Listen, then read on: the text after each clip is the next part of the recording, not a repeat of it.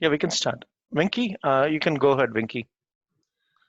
Nixon, you can start recording. Yep, just done. Welcome everybody. Good morning. My name is Venki Sadagopan, and I'd like to give each one of you a very generous pat on your backs for waking up so early on a Saturday morning and joining this Salesforce training. Certainly it takes a lot of determination for someone to do this, to upskill yourself during this COVID pandemic. So when we emerge on the other side, when things open up, you would have gained one extra skill that you did not have before going into this lockdown period. So yeah, congratulations on that. And I am one of the core volunteers of American Tamil Entrepreneurs Association. The name Tamil is in the name only because that's our identity. We are a group of people who started it. We all came from Tamil Nadu, and we wanted to give back to our people. But our activities are not really restricted only to people of Tamil origin. It's open to people of all over India who are here in America to help find a platform, right? So we are creating an ecosystem where people who have ideas, who have business ideas, who want to get into entrepreneurship but don't know how to do it, or people who are already entrepreneurs but are running small businesses and want to scale it but they need help to scale. We're creating an ecosystem where people can come in, find partners, find mentors, find investors, find customers, and potentially employees as well. So it's basically a networking organization. But over the last 3 years, ATEA has grown very nicely, very significantly because of the efforts of various volunteers like Mahendran, who's put together this whole Salesforce training program. We've grown into several chapters. It originated in Silicon Valley. We have New York, New Jersey. We have Pennsylvania, Delaware. We have Washington, D.C., Virginia, Maryland chapter. We now have an Atlanta chapter. We have Chicago, Midwest chapter, and more chapters are coming up. We're growing. And so far, we had not really opened up memberships for ATEA, which we are doing now. So within the next week or two, we are opening up memberships, and we are having memberships which will range from entry level to a regular member to a charter member to a investor member or a corporate member. So there are different levels which we will be announcing on our website very shortly. And the reason we waited 3 years to create memberships is because we wanted to basically build the foundation of the organization. So we'll be able to show people what we are offering you for the membership. So if you're going to join the meeting, become a member, you need to know what ATEA as an organization will give you back for that membership, correct? So webinars like this, trainings like what you're going through currently, and also conferences, networking events, meetups, and recently what ATEA has created is a partnership with the government of Tamil Nadu, and we have created what is known as the Digital Accelerator. So anybody that wants to start a new business and is willing to join the meeting, multi-country, right? So US and India, if you go and invest in the state of Tamil Nadu, the government of Tamil Nadu will participate in your venture by becoming a co-investor. So ATEA over here in America will be identifying, evaluating, and bringing those kind of startup ventures and helping them get into the digital accelerator program. So there's just so many things going on with ATEA. We've got a whole bunch of people, successful people who have launched businesses, sold businesses, or got multi-million-dollar funding, who have scaled it to hundreds of millions of dollars. We also have join the meeting, C-level corporate executives who are part of our mentorship and investment group in ATEA. So there's just a lot ATEA is going to offer. So we're very glad. I'll cut it short right now. I want to get into the training, but I'm very happy that we are doing this program, and so many of you are benefiting from it. Over the next week or two, you'll see announcements coming out for memberships, and I would like as many of you as possible to join us. So thank you. And on the note, thank you, Mahendran and team, for giving me this opportunity. Let's get moving with the training. Okay. Okay, good morning all. Today is day 2 of Salesforce training. First of all, I just wanted to, today we have like 3 speakers, myself, Mahendran Sundarraj, and I also have Mr. Nixon from Softsquare, and also we have like Mr. Boyan Tyagarajan. He is also going to be one more trainer for today. So this training program, ATEA Salesforce admin training program, is done in collaboration and partnership with Softsquare. Softsquare is a Salesforce exclusive shop. They have like a lot of app exchange products, and they are implementing Salesforce projects for several customers across US. Thank you, Andy, for helping us put this training. So let me start. So far we have like 153 people. So let me start the presentation. So hope you all see my screen. Nixon, can you see my screen? Yes, I do, Mahendra. Okay, fine. Okay, let me start. Okay, so today the topic in the day 2, it's going to be like customizing UI for your organization and user management. This is what I'm going to talk about it today, and followed by Sales Cloud and Service Cloud and Marketing Cloud. The other topics would be followed in the next half, and today's session would be until 11 a.m. Eastern Standard Time. So the Join the meeting. agenda would be like recap of day 1, schema builder, page layouts, lightning app builder, record type, formula and cross object formula, roll up summary fields, user management, Salesforce editions, types of license, and hands-on experience. So it's just a bit long topic, but definitely I hope we can go ahead with each and everything. So let me start the recap of day 1. So some of the thing I might go a little bit faster in order to cover the things. If in case if I'm going fast, please send me in the chat or something. So recap of day 1. Like Kanmani have explained last week about Salesforce overview, application settings, and custom app, creating the custom app. And I've gone through Salesforce objects, standard and custom objects, field creation, and some of the fields like formula, unique, and system fields kind of a property. So these are the things that we have seen in the day 1, and we have went through how to create standard and custom objects and also custom app.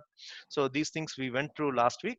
So in case if I'm doing something as creating standard objects and custom objects, we might need to do it quickly. So let us go through the things. Okay. So before that, I wanted to know, I know several people have some problems with resetting the password.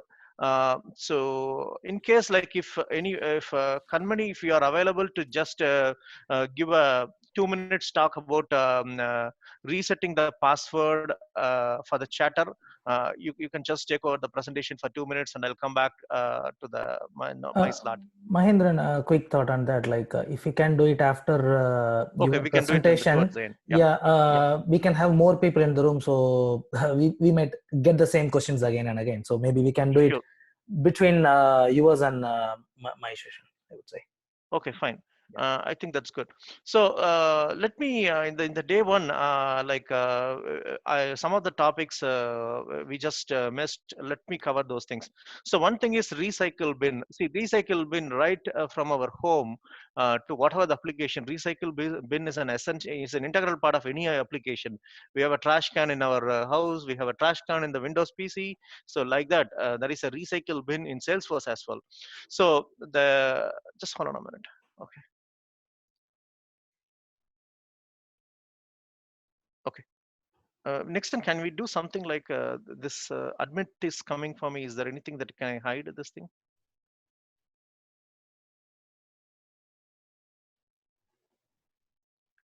Yeah, let me put it down or something. Okay, fine. Okay, so the recycle bin, when any important data is accidentally deleted or any kind of malicious data deletion, you can quickly restore from the Salesforce recycle bin. It is a quick fix. So like in Windows, you might have seen recycle bin. Similarly, in Salesforce, you have the recycle bin. So when you accidentally delete a data, So the data would be available in the Salesforce for 15 days. You can able to restore any kind of a data. So the deleted data is limited. That means like you can't delete the entire thing and you cannot restore. There is some kind of a limitation, and not all data versions are saved. For example, when you delete an object, you cannot able to some of the metadata, whatever is lost. It only stores the data. It doesn't store any kind of metadata. Metadata is lost. The Salesforce recycle bin only stores data, customization, reports, dashboards. I mean, it stores only the data. Any kind of a customization. For example, if you created an object or if you made some kind of a settings, all those cannot be restored. For example, any customization, reports, dashboards, etc., cannot be restored.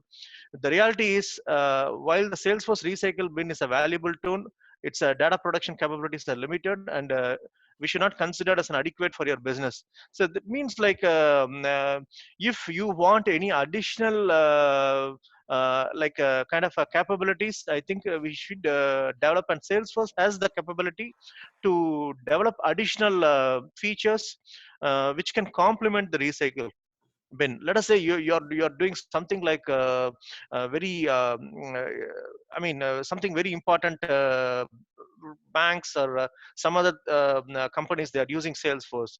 They just doesn't rely only on recycle bin. Probably they might have some kind of backup tools and other mechanisms, so that even if it cannot be restored by recycle bin, they can use other tools to restore the data. One such tool is like Own Backup is one product which I have used.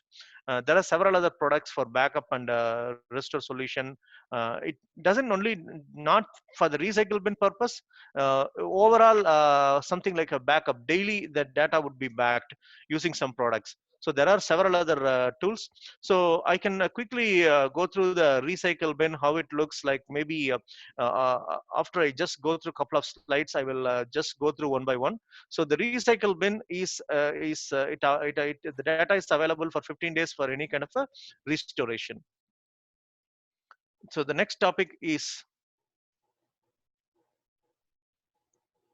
history tracking. So history tracking is also, for example, you have an employee record. You might change some cell phone number, address. Over the period of time, I've moved to 5 different houses. I had like two or three different phone numbers. So my own employee record gets frequently updated. Similarly, Salesforce, lot of data could get updated. For example, your client contact, vendor contact, uh, could be updated. Several and opportunity will have several stages. You could keep updating the opportunities, and everything is tracked in Salesforce. So in maximum in Salesforce, for an object, you can able to track like 20 fields you can track, but you can request Salesforce and you can increase the number of history tracking for several fields. Even if you, let us say if I had a scenario where I wanted to track history tracking for 50 different fields. So the Salesforce feature was not sufficient for me. So I wrote an extra logic, trigger logic, in order to achieve the history tracking functionality for all the 50 fields. So the tool is capable to scale itself, and it has like a lot of development features where you can able to implement some additional features which can complement the history tracking as well. So as such, for 20 fields for an object, you can able to enable the history tracking. So changes viewed on records history related list or through history reports. You can able to do like separate reporting for the changes happened for each object. You can run it through some report builder and you can see what are all the changes it happened. For every object, there will be a history object, corresponding history object, and it has underscore h as the suffix. And track, so for every change for field, we can track the date and time of the change, and which user is making the change. We can track the user making the change, and it will track the old and new values for not for the multi-pick list or the large text field, for only for the other fields. Apart from multi-pick list and large text fields, it will track the old and new values you can able to track. and it can be performed for all custom objects like accounts, contacts, leads, cases, and also for all the standard and custom objects you can able to track the history. So let me just quickly go through the small demo of recycle bin and the history tracking for a minute. So let me open up my Salesforce screen.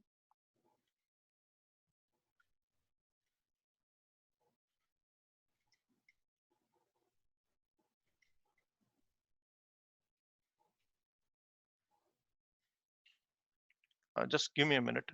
Sorry.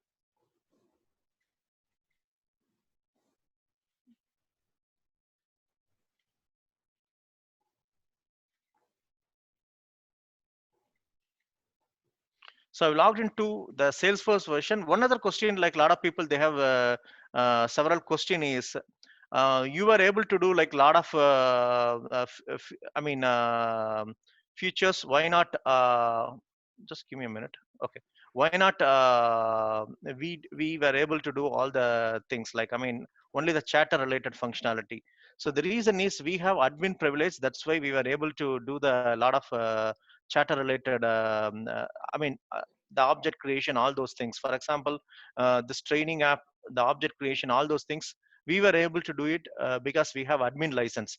So this entire instance is only for communication.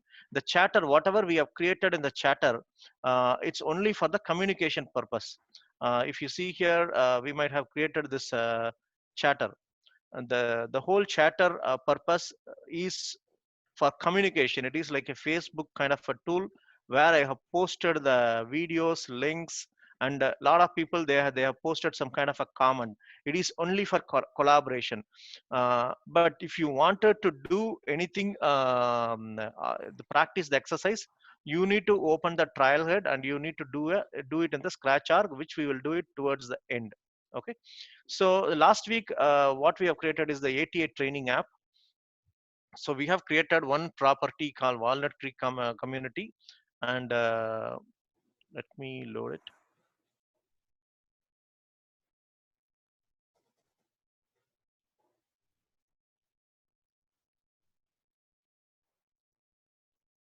Okay, so we have this particular tool, Walnut Creek community. Okay, the one other reason it is not showing the screen is I was making some kind of a change. Let me just use the other things, like for example, you have the screen. So offer, I deleted an offer by default. Okay. So now how do you restore the things? Okay. So let me just go to the recycle bin. You can see the recycle bin. Let me just show you here.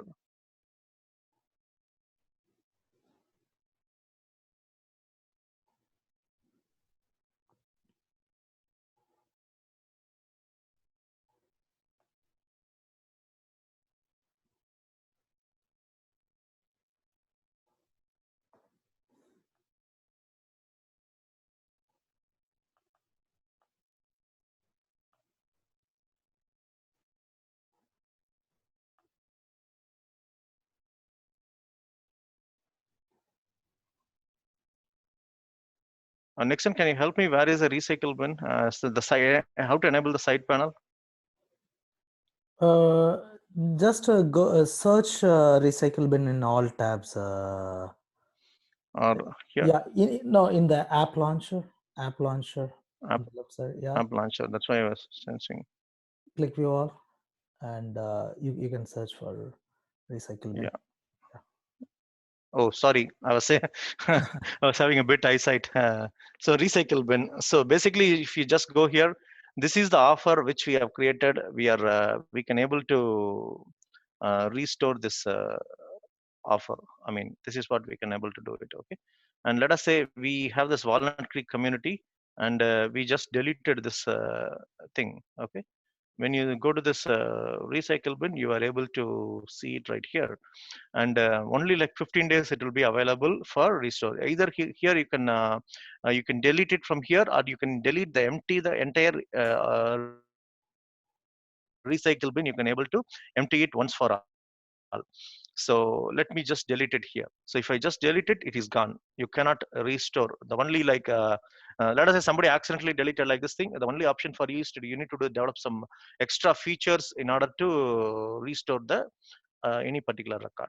So, and another thing is the history tracking kind of a thing. So you can able to let me just go to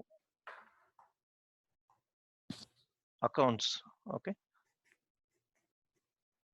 in accounts there is no history tracking enabled right now here. Let me show you how to enable the history tracking. Okay, I will go to the edit object for the accounts. In everywhere, like you will see something called set history tracking. You can enable the set history tracking, enable history tracking, and you will choose the fields. Like for example, I wanted to choose NASCS code.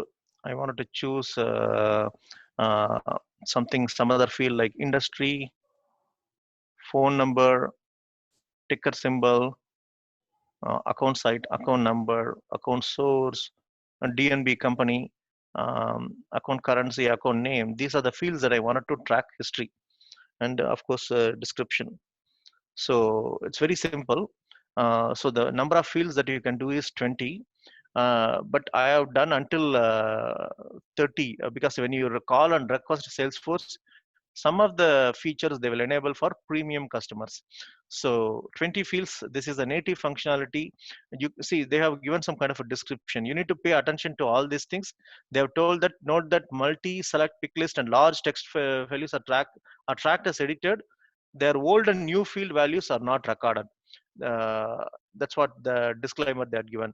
So here I am enabling the history tracking. The moment I enable the history tracking, if you go to the page layout for account layout, let us say I go to this account layout, you need to see whether the history tracking is there or not. If it's not there, you need to just go to the layout, edit object, and layout, page layout. This is the default account layout, and you will see something called related list and history. Account history is there. Probably you need to drag and drop this account history, and if you wanted to place it in the top, you can do it.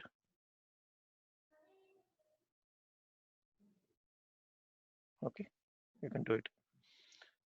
Again, we'll come to the page layout in the next detailedly. We can come in the next couple of slides. So if you just go here, you will see something called account history as a tab. Let me just go and make some changes to the account name.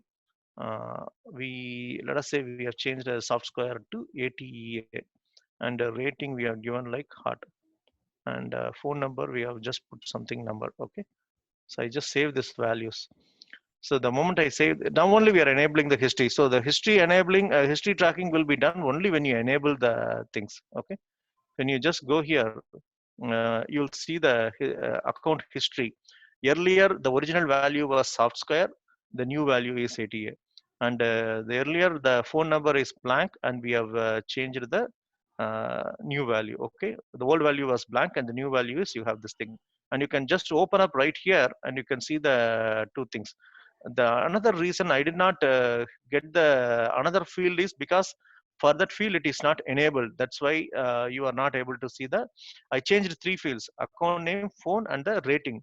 Probably for the rating, I have not updated the history tracking. So, so this is basically the native functionality. It is not only for any objects. It's for available for not only for standard objects, even for custom objects. The history tracking is enabled. For example, here you do not see the history tracking because we have not included in the related list. So if you wanted to do it for the custom objects, go to the edit object and go to the field. You will see set history tracking. So you'll never go wrong here, and you choose it for all the fields, and the history tracking is there. Okay. So this is a simple thing you can go through in history tracking and recycle bin. I think it's a simple concept, and you might have used in your previous whatever the technologies that you have used. So without further delay, like let me just uh, start going to the other topics. So next is schema builder. See, schema builder is something like this terminology is when you use Visio or any kind of a terminology, schema is something in a very quite commonly used field. In Salesforce also we have something called schema builder. I'll just go through how quickly we can able to generate some create some objects, fields, and what are the purposes of schema builder. Okay, see this is nothing but the schema builder layout. You can see like different objects within Salesforce, and you can see how they are connected to each other. So there are particular things like elements, objects, and legend, and layout. These are the different parts in the schema builder. Basically you have chosen three objects, and you can see how they are connected. See, its account itself is having a lot of connection to itself, and how account is connected to contact and case, that you can see it here. And you can see the, if it has like a light color, it is like lookup relationship, and if it is a kind of a red color, it will see is like master detail kind of a relationship. And whenever any kind of a field is mandatory, it will have required field. Okay, and next let us go in detail and see the properties of schema builder. So it is really sorry.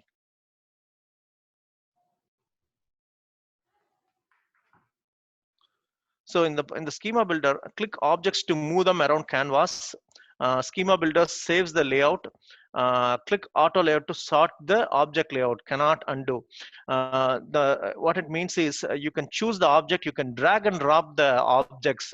Whenever you choose any kind of an object, you will have some kind of the list of some fields. It will come in a kind of a the object. It will be shown in a kind of a rectangle shape with list of fields, and you can connect if you choose multiple objects, it will connect each other, and you can drag and drop kind of a thing. And you will have elements tab. As I said, the element tab is nothing but this is what the element tab. In the left hand side you see element tab. You can drag and drop some fields, and you can able to create some kind of a new element within an object. So let me just go in detail. And also you have something called object tab, element tab, and object tab, and search for objects in quick find box. If anything is not showing up, you can able to quickly search it right here. So here from schema builder, you can quickly do like a lot of field creation, all those things you can able to do it here. And you have the auto layout. When you just click auto layout, it just the fields whatever you have created, it will automatically form by itself. So I will just demonstrate the schema builder as well. I'll just show how you can able to manage your whatever I have shown in the last week, the object creation, field creation, everything can be done using the schema builder as well. So it just it's a you can where you can able to find the schema builder is you need to find it in the Salesforce setup. So let me just go to the schema builder and just show you some of the things that you can able to create. I have created. I want to create some of the fields. I will show how you can able to do it in the schema builder. So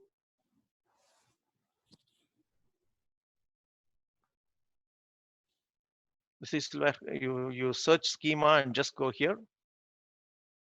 You will have this palette. This is nothing but like a kind of a palette kind of a thing. It will keep loading. See, I will clear all. And I have created on last night, I have created an object called employee. Let me choose employee. I have this employee object. Okay. And I have something to just show here, the Word document. So we have just created this exercise. We will just share it with you towards the end of the presentation. So we have created an employee object, and some fields I have created. Some of the things I will create it quickly. I will create it quickly. And the other object, what we are going to create today is a dependent object. So probably that is in the beginning, dependent object. So both the objects we have created. So let me go to the schema builder and choose dependents.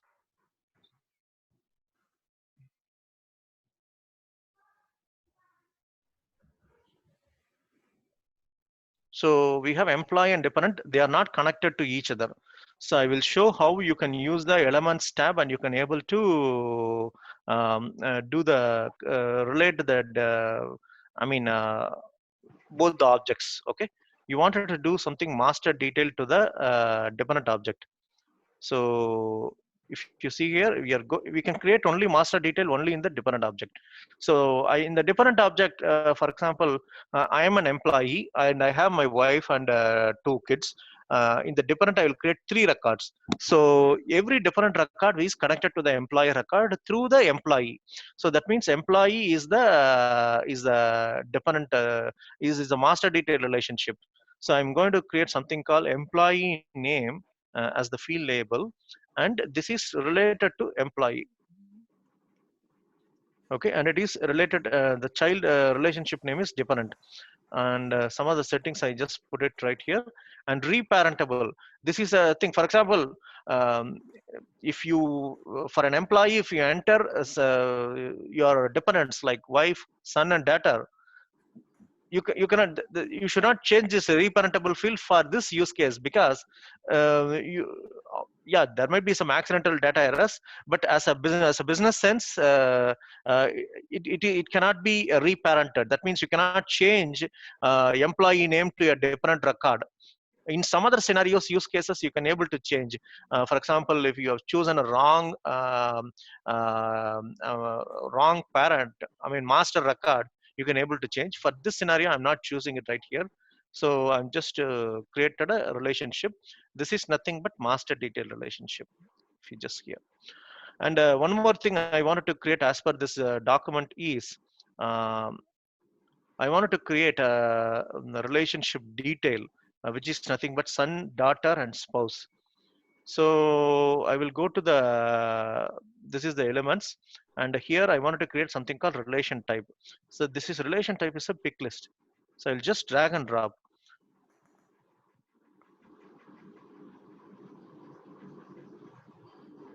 son, daughter, and spouse.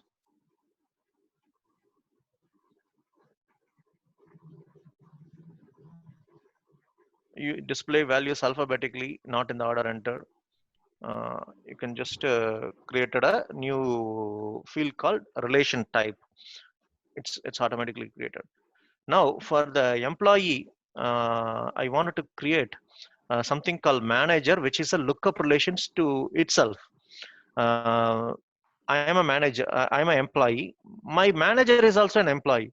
So I wanted to establish relationship, lookup relationship to the same object. So in Salesforce, let me just go here, lookup relationship to the employee. I drag and drop. I just put something called manager, and it is linked to the same employee.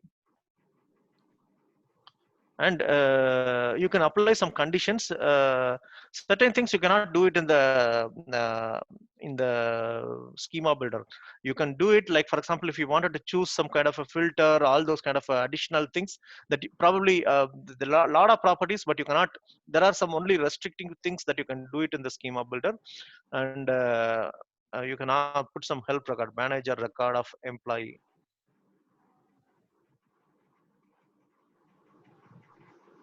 So you can do it. And auto layout, you can just automatically it will connect to itself. Okay, now let us like this you can create like several fields. When we have time towards the end, we will go and create all the fields here.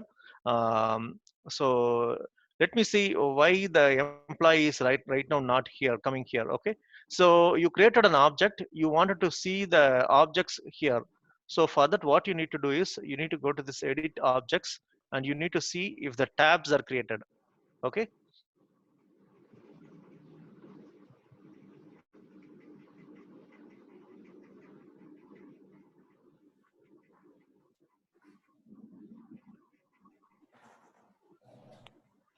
Okay, you will create, so if you see offers and properties, there are two custom tabs. So let me create the employee as a tab.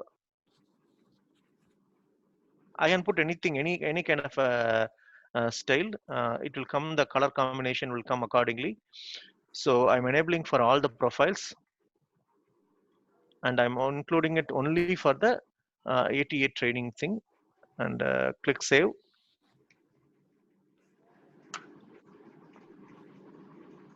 I'm adding one more dependent, that also right here. I'm putting something here.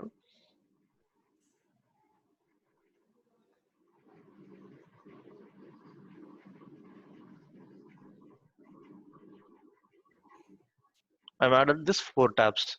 Now, let me close this schema builder.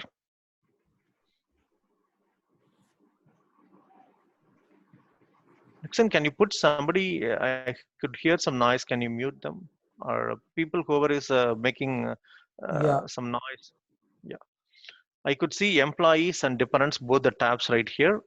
And you could see the employee, I'm just putting all, there are no records. By default, only the record name would come here. You can always add it, all the list of fields that you can able to add, like select field to display, like I can add the first name, reorder it, manager, mobile phone. These are the fields that I have created.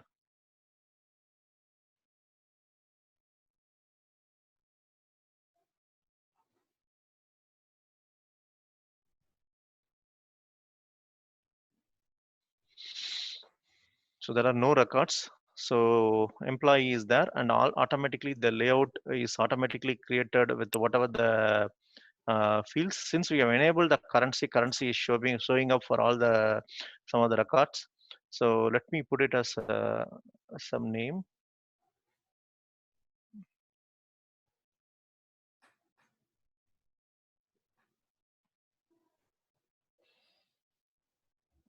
So the dependent field list, we have seen how to create dependent pick list. You should all try this exercise. So I've just created, and I mean, if you see here, I've just created this particular record. Whatever we created with the schema builder, we were able to do it.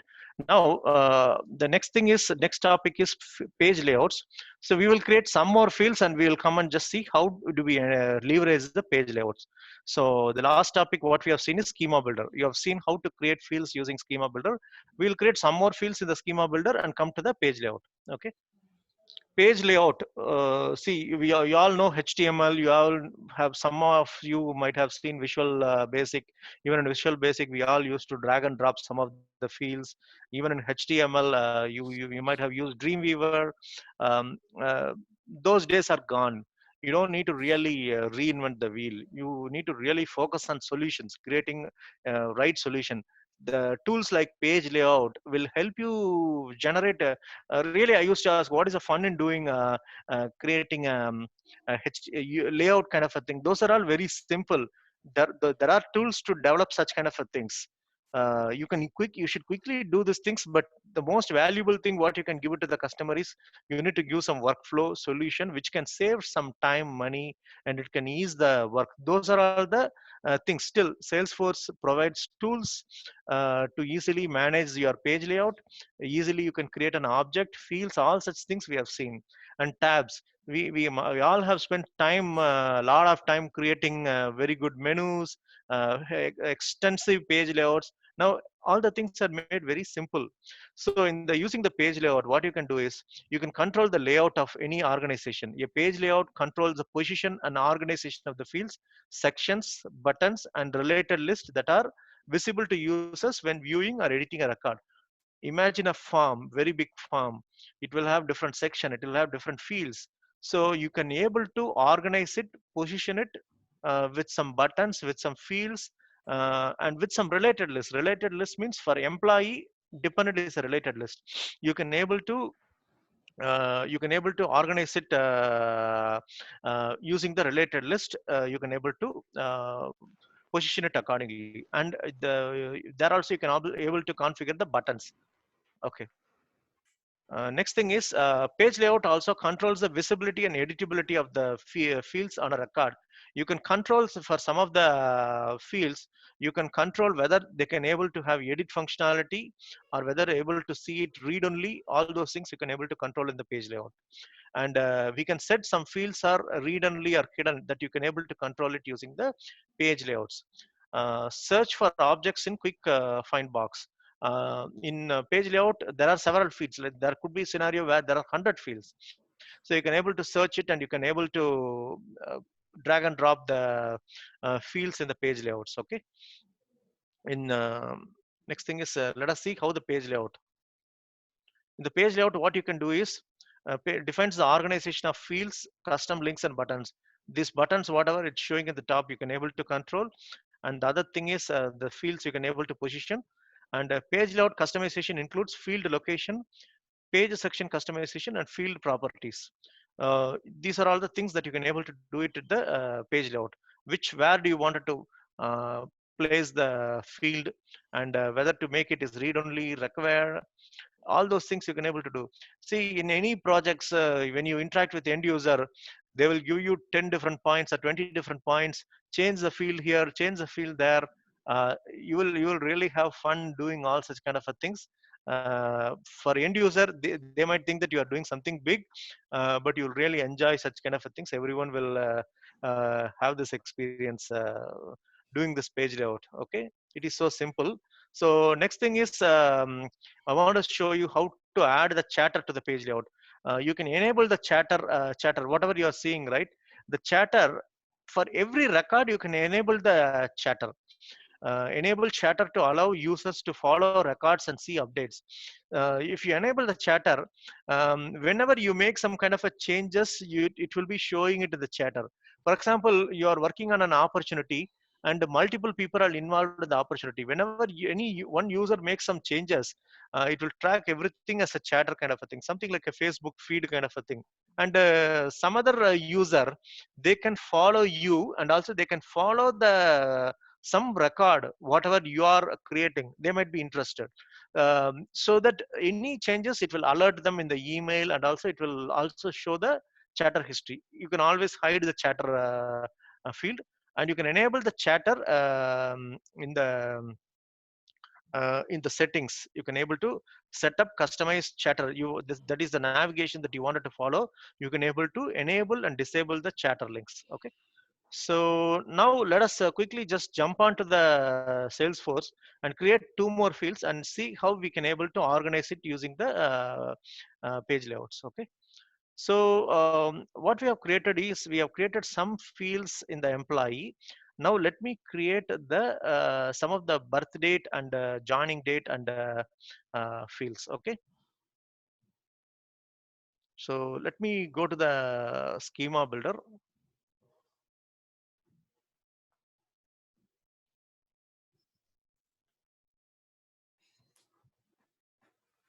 Employee is there.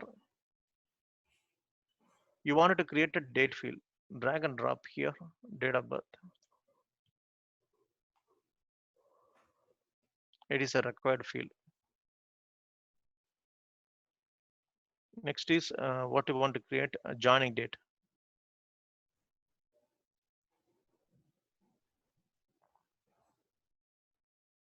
I'm not making it as required. I created joining date. Next is I want to create department and designation. Actually, just give me a minute. I'll open another document because I made some changes.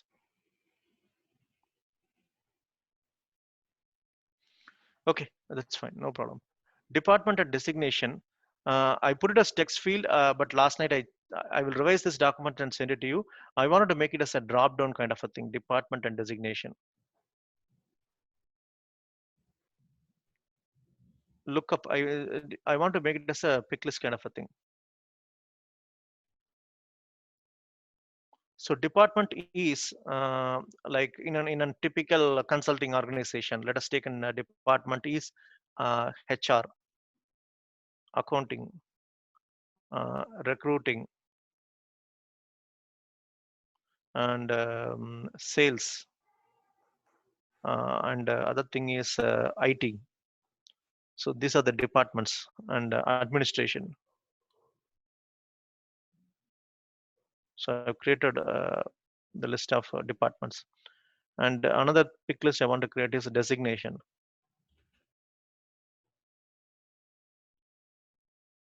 CEO, CTO, sales manager,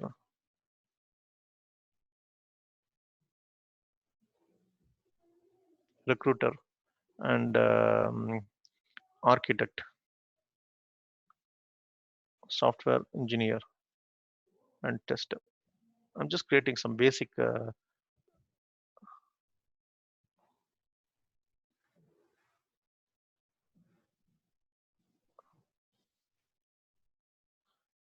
I've created designation. Okay. And I want to quickly just do some address one, address two, city, state. Okay. The reason I'm just doing all these fields is I wanted to show the record types which is coming next. So let me quickly do this two things. Address one. The length is 255 characters, and address two, which is another 255 characters, and city. I'll put it as 125 characters or 150 characters for the city. And state, country is already there. We have created enough fields, creating auto fields. And let us quickly jump on here and come to the employee and just see what are all the fields. If you see here, we have created some of the fields called address one, address two, city, state. Those fields are not there, and I'll show you how you can able to update it using the field layout. Using the page layout kind of a thing. So edit object, go to the edit object, and you'll see something called page layout right here, employee layout. And whatever the fields you have already included, it will just show right here. And whatever the new fields that you have created and which is not included, it will just show up right here. Okay. So now we wanted to make some kind of an organize it in a certain fashion, such a way that it has like this information. I wanted to this everything is basic information. Next, I wanted to include a section called important dates. And I wanted to make it as a 2 column, and I wanted to make one more section called address information.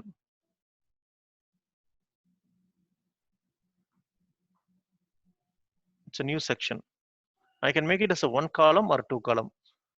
So I can always go and change it. So the address information, I wanted to drag the field address 1, address 2, and city,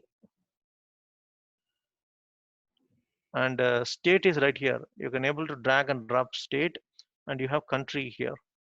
I can put the country here. So let us say you wanted to leave some blank here.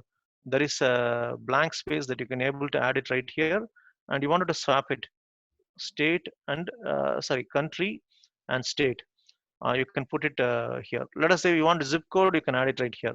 So you have created address information, and I wanted to put the email and mobile phone right here, and I wanted to keep the date of birth.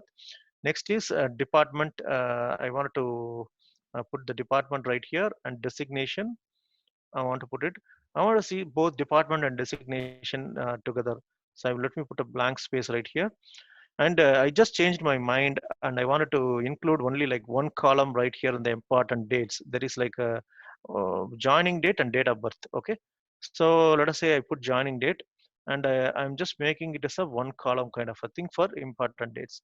So that means I can only put it one field here, and let me drag it and bring the joining date right here. So I can delete this blank space. I can delete it, and manage a record. I'm just bringing it right here. So you can do like a page layout You can do quick save. Quick save will stay in the same screen, and you can see the preview, all those things. You can able to see it right here. If you click save, it will go to the uh, this particular layout. You can create multiple page layouts, and you can play around with the page layouts, which layout it should come to, profiles, all those things, and layouts are associated with the record types, that which we will come into it later stage. But for now, just understand what is page layout, what all you can do with the page layout, and how you can create multiple page layouts. So we have done some quick good work in the page layout. So let us come and just see here. uh, it's organized in a different fashion, like joining important dates, address information. You can collapse it. Even you can apply some settings that you doesn't wanted to expand collapse. You can always do it. Such things you can able to do it. So we have done with the page layout. So next is Lightning App Builder. So I think I'm going a little bit slow. I need to complete my session by 9 15 or 9:20 kind of a thing. I have like 20 more minutes and have some more lot of slides. So Lightning App Builder. In the Lightning App Builder is um, see, there are like apart from this page layout, you can also create lightning record page.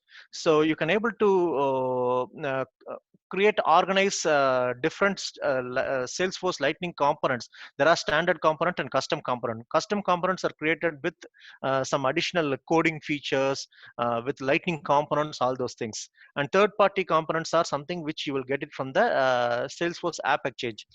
And standard components are something like record detail, related list. These are all standard components. So you can able to create some kind of different layout, like record page, home page, and you can have some kind of uh, a lightning app with some different sections using other standard component, custom component, all those things, and you can able to use it in the Salesforce. So this is an advanced version to the page layout. Page layout is a very simple thing, but using Lightning App Builder, you can make some of your UI more intuitive. So these are the three different components: standard component, custom component. So whatever I have shown, record detail, related list, those are all standard components. Custom components are the one which we will create it using some kind of a coding logic, all those things. Okay. So you can enhance the screen with Lightning App Builder. Some of the key benefits of Lightning App Builder are you can have some kind of a because the app is used by I mean desktop, tablet, mobile. So as per different devices, you can able to have some your layouts being generated. It is fast, easy to reuse. You can have some one component, and you reuse it in different other purpose. It's a component is something that it will display some information or some kind of a dashboard or report. You can use it in multiple layouts. So there is only clicks, there is no code, and you can create home page, record page, app page. These are the three different pages, and it will have multiple different sections that you can able to do it with the Lightning App Builder. And you can put standard or custom components, and you can assign to different profiles. You can apply some security with this Lightning App Builder. So I will just quickly just show you the Lightning App Builder in next screen. So this is the exercise which I will stand as we might not have time, because to do this exercise it might take 30 minutes. So uh, I will give you this exercise. There is a trial head. It will give you step-by-step instruction for you to work on this customizing the UI, page layouts, creating the list views, all those things. You can able to just go through this trial head. Okay. There are like trial head 1 and trial head 2. All those things you can go it together. I will send you this exercises. Next is record type. So record type, sorry, let me just go to the record type.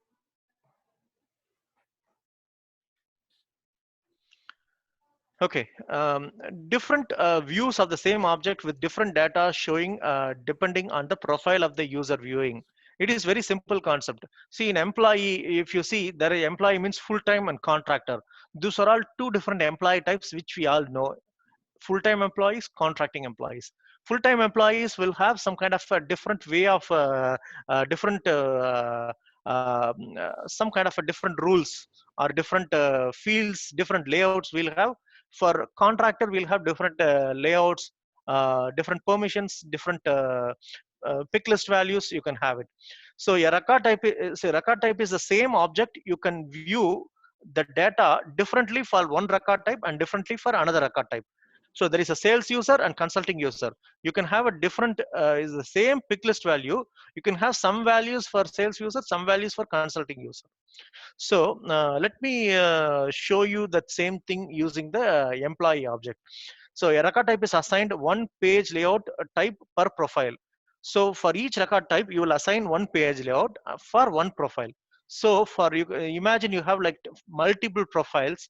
For each profile, you will arrange. You can have like one layout kind of a thing. A record type is assigned one page layout type per profile. If there are like two profiles for the same record type, for you can assign one page layout for one profile, other page layout for each profile. So if the system admin logs in, he will see more fields, a different layout for the same record type.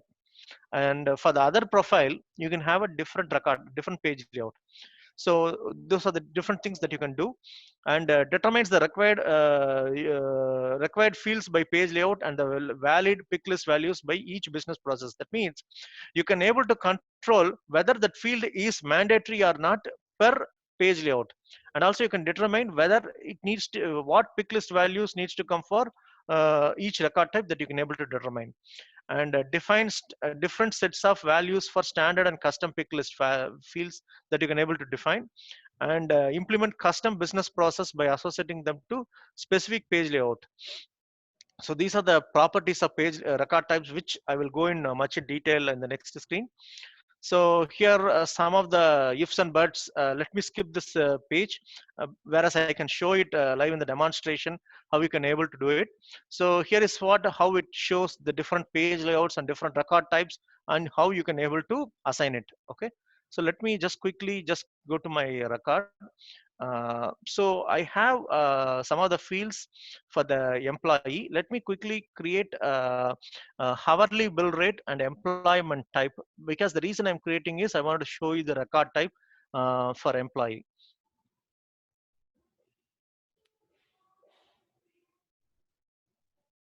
So let me go to the schema builder, and I will create two more fields like a number of a currency field, hourly bill rate.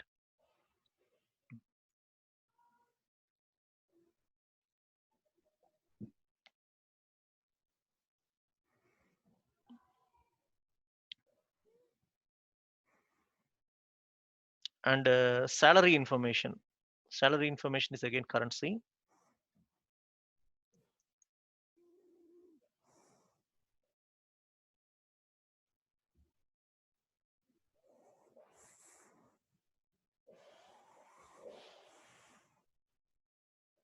And department designation we have created, all these things we have created, and immigration status.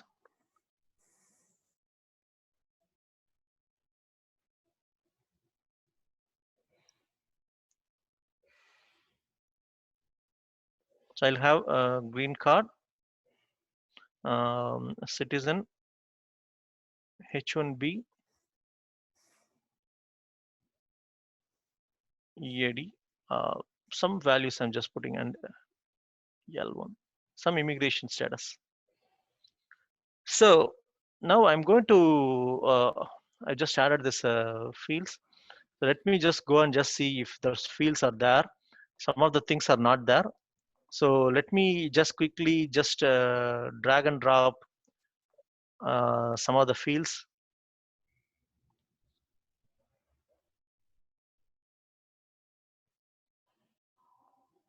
See, when you see here, employee page layout, see, if you see here, there are two contradicting fields that I've created. I've created a salary, a hourly bill rate. But let us say salary is normally for full-time employees, they will give like a salary kind of a thing. Maybe I'm just putting it as an yearly salary. I want to rename it as yearly salary. Hourly bill rate is for the consultants, for the contractors. And we wanted to create a record type and wanted to have a different fields. For employee, I just wanted to keep only the salary field. And for the contractors, I wanted to have only the hourly bill rate fields. And I wanted to play around with the list of pick list values with the immigration status differently for employee, for full-time employee and contractors. And I wanted to do like how, let me just go here, and you have something called record types. I just go here, create a new record type called employee type.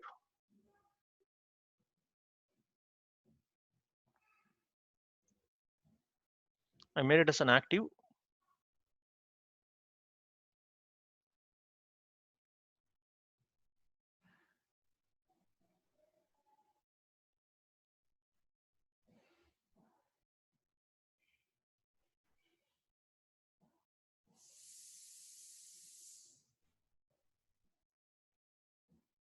Sorry, I want to rename this employee type as sorry, rename the employee type as full time.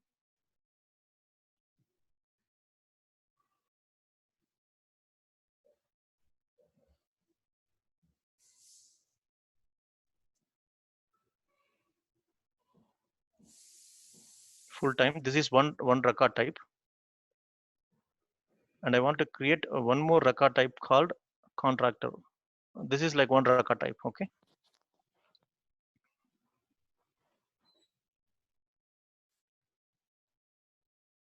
I wanted to make it as an active, and I wanted to enable it for all the profiles. Let me enable. I'm not sure if I have enabled it for the other things, other one, and I wanted to make it as a default for system administrator. Click next. I will create the layouts later. I click save. So I created two record types. If you just see here, two record types, employee and full time. Okay. For full time, I did not choose uh, the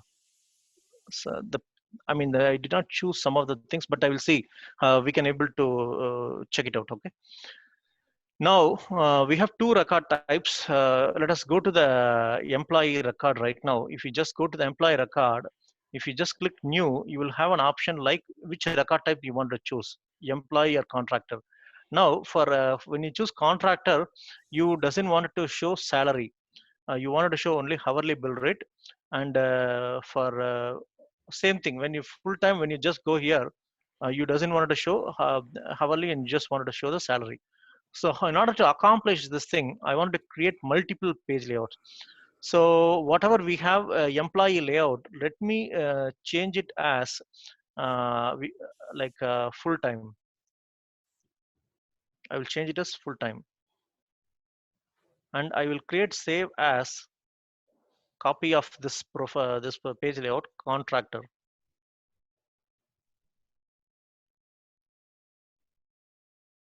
I'll just create it. Okay, quick save. I have two layouts.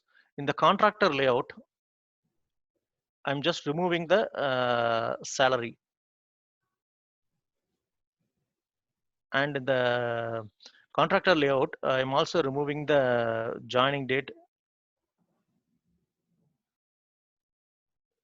This field is mandatory. You cannot able to, only the joining date I'm just removing. Okay, for the contractor. And also I'm just the department and designation, I'm just removing it for the contractor. Okay. And the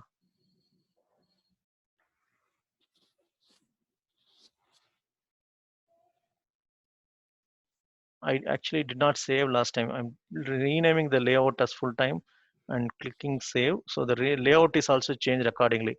In the full time layout, I'm just removing the hourly bill rate field that I'm removing. That's it. I'm just removing only the hourly bill rate. Okay. I just removed it. And again, few more things I wanted to change in the record type for the full time. I have some pick list values. Full time, I wanted to hire only from India, sorry, US. So the country values, I'm removing the India from the value. Okay, I just removed it. And also for the states, I wanted to remove all these states. Only have the US values for the things. I'm making this changes for the only for the full-time thing. And for the immigration status, I'm just going to hire only green card and citizen for the full-time. So these three values I'm just removing for the for the full-time. I'm just removing only green card and citizen. I'm just having it here. Okay. And let me go to the other record type, contractor. The immigration status, I wanted to keep only H1B, EAD, and L1. Okay, I'm removing these two things, green card and citizen. I'm just removing for the immigration status for the record type contractor. And for the country, I will have both the things. So now we have made what we have did is we have created two page layouts, contractor and full time, and we have created two record types. Now we wanted to know how we can associate each record type to the page layout. So we go to the page layout assignment, edit assignment, choose full time. So for right now, for everything, it is showing full time for here. Okay, for the contractor, I'll choose all the contractor.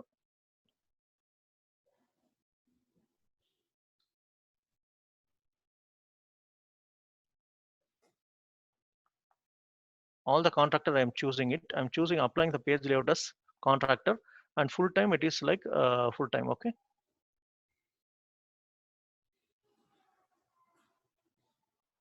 Just give me a minute.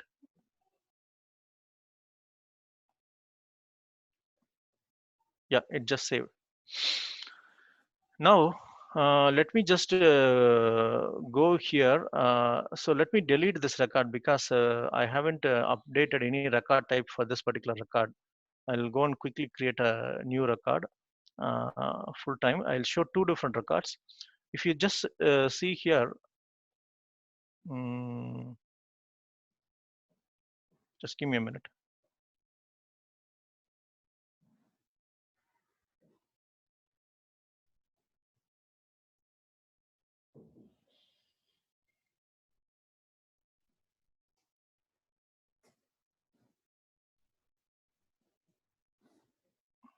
For some reason, it is showing both the fields.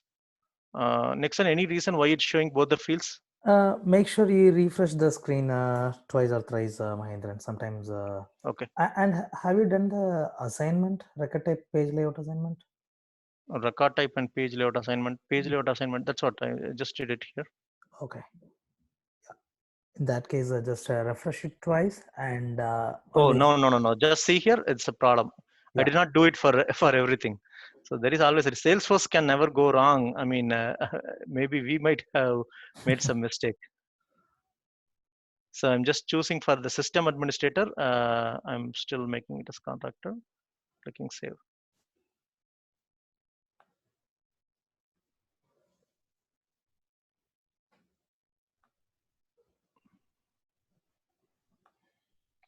Contractor. You will see. You will not see the salary field. You will see only this H1B, EAD, L1. You will see hourly bill rate fields. Same thing for full time. Full time, you will see only salary, immigration status. You will see only green card and citizen. So this is just the, I mean, for the record type, how you can able to do record type. So I'm actually really running late. Dixon, just please tell me how much time do you need for Sales Cloud and Service Cloud? I think if you want another 5 or 10 minutes, okay, another fine. 5 minutes, I will be okay. I can manage it. Okay, I'll just take 10 minutes. Okay. Yeah. So I have like a lot of screens. If something is I'm missing, I'll cover it in the next class. So let me skip the Lightning App Builder as of now. I will take it to the next screen, and I have like the formula fields which I have shown last time. Let me just go to the. You know, like formula fields I've already created. I will create one formula field for you, and I wanted to show you cross object formula that how I can able to create it. Cross object formula, I will explain you rather instead of just going through the slide. So in the object, in the employee object, you have like two fields called uh, first name and last name. I want to create one formula called full name.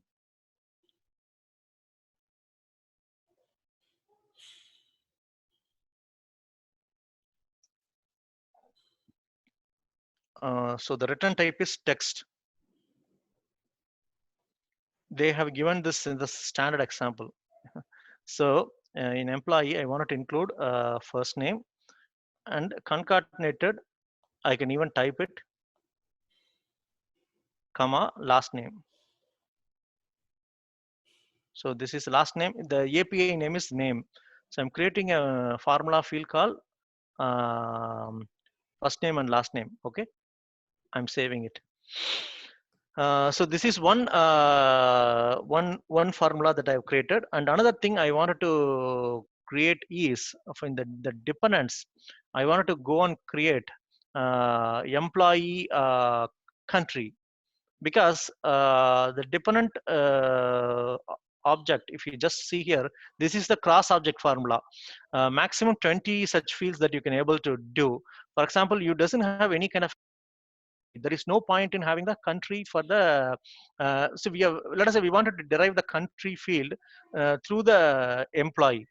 Okay, you can just wanted to go and create a formula called country. Some reporting purpose you want this field.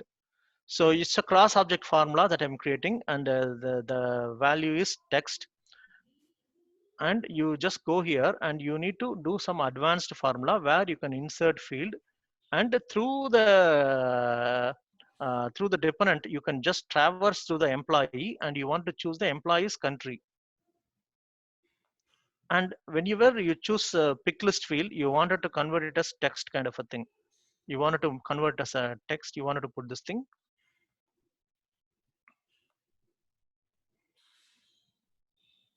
Okay, so these are the two formulas that I've created. Now let us say we just go quickly and just see like one employee.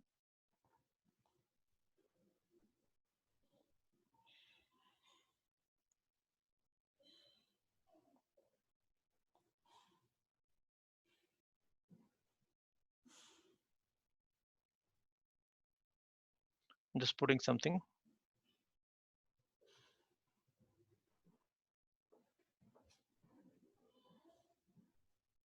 I'm saving an employee record. If you just see here, full name is the formula field.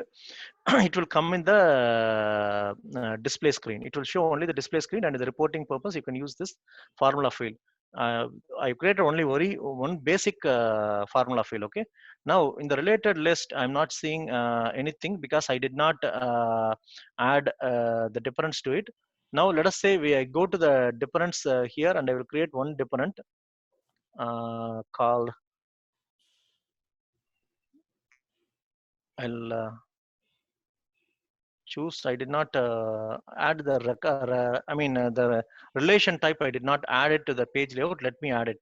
I'm relating the different record with the employee name. Okay. So if I wanted to add the edit object layout, I did not add the relation type because I added to the schema builder.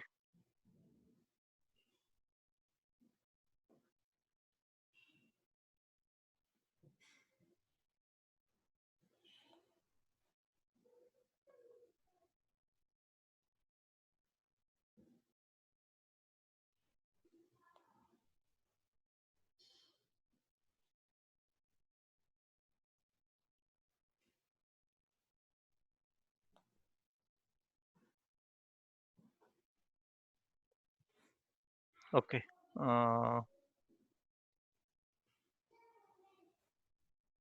Relation type, it's showing daughter. Now the country, it's blank. We have created a formula called country.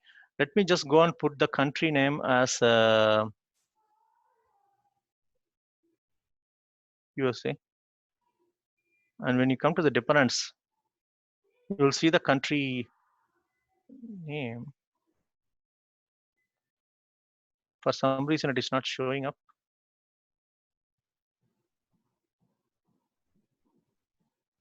Did I save?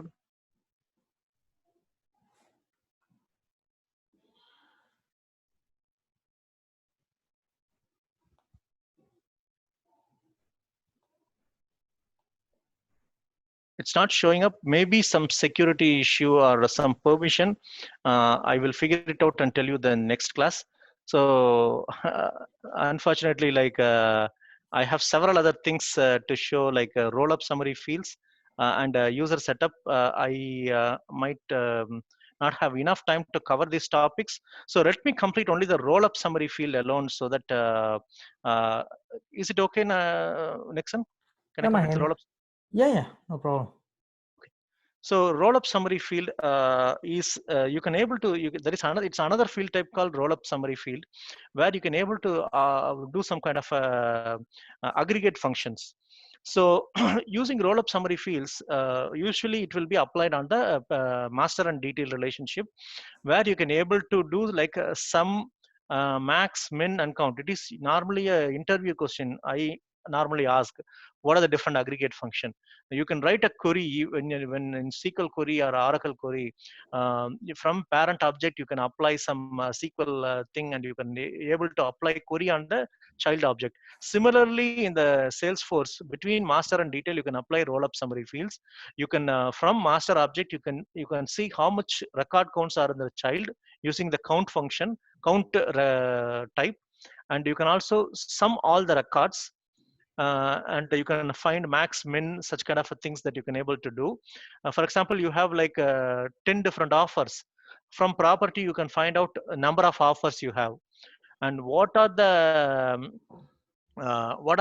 max offer that you have, what is the minimal offer that you have.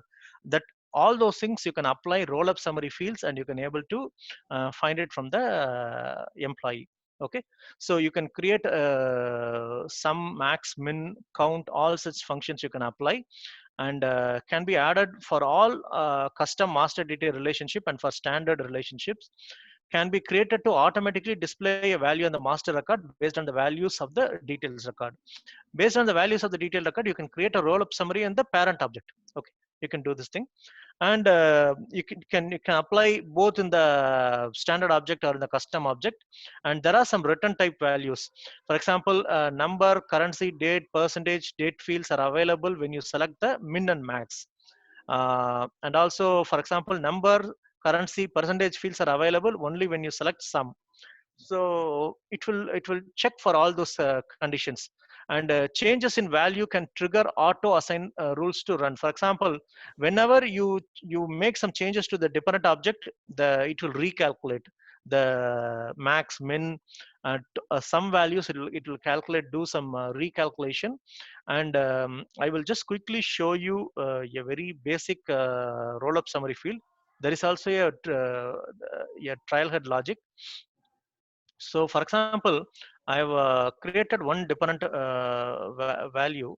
Now let me just go and create one more dependent record.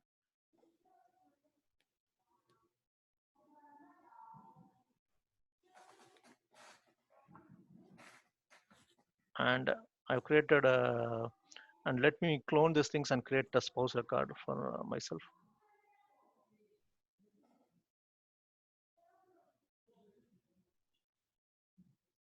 So I created 3 records for the dependents, spouse, son, and daughter.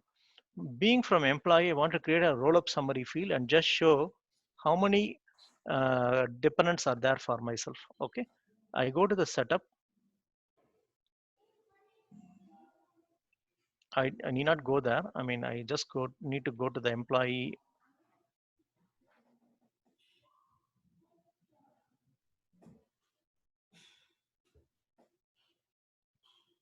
I want to create a roll-up summary field. I can create only from the master object that I can create. I want to create a roll-up summary field.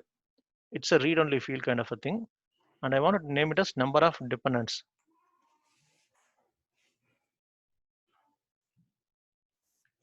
and I want to apply on the dependents field, and I can apply only the count. Because I want to count to the number of things from employee and dependents are related, and employee is the master, dependent is the child, and I want to apply count. Okay, there is no coding in this involved. It's all about just drag and drop. And I see here you can even apply some filter, which will come detail.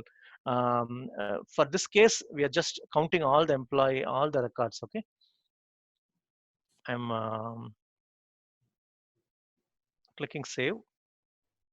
So let me go to the my record. It will be automatically added to the page layout. Number of dependents, sometimes it might take some time.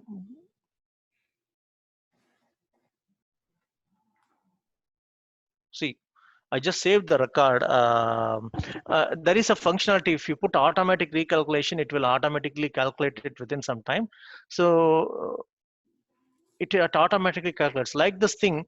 In the property object, and the offer is related, right? You can find max offer, min offer, all those things. You can identify between property and offer. I want everyone to try this max, min, and sum, all those functionalities between properties and offer that you wanted to just show.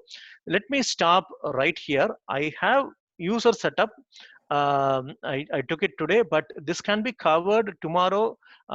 Praveen is just going to go through this like a user security thing. I would.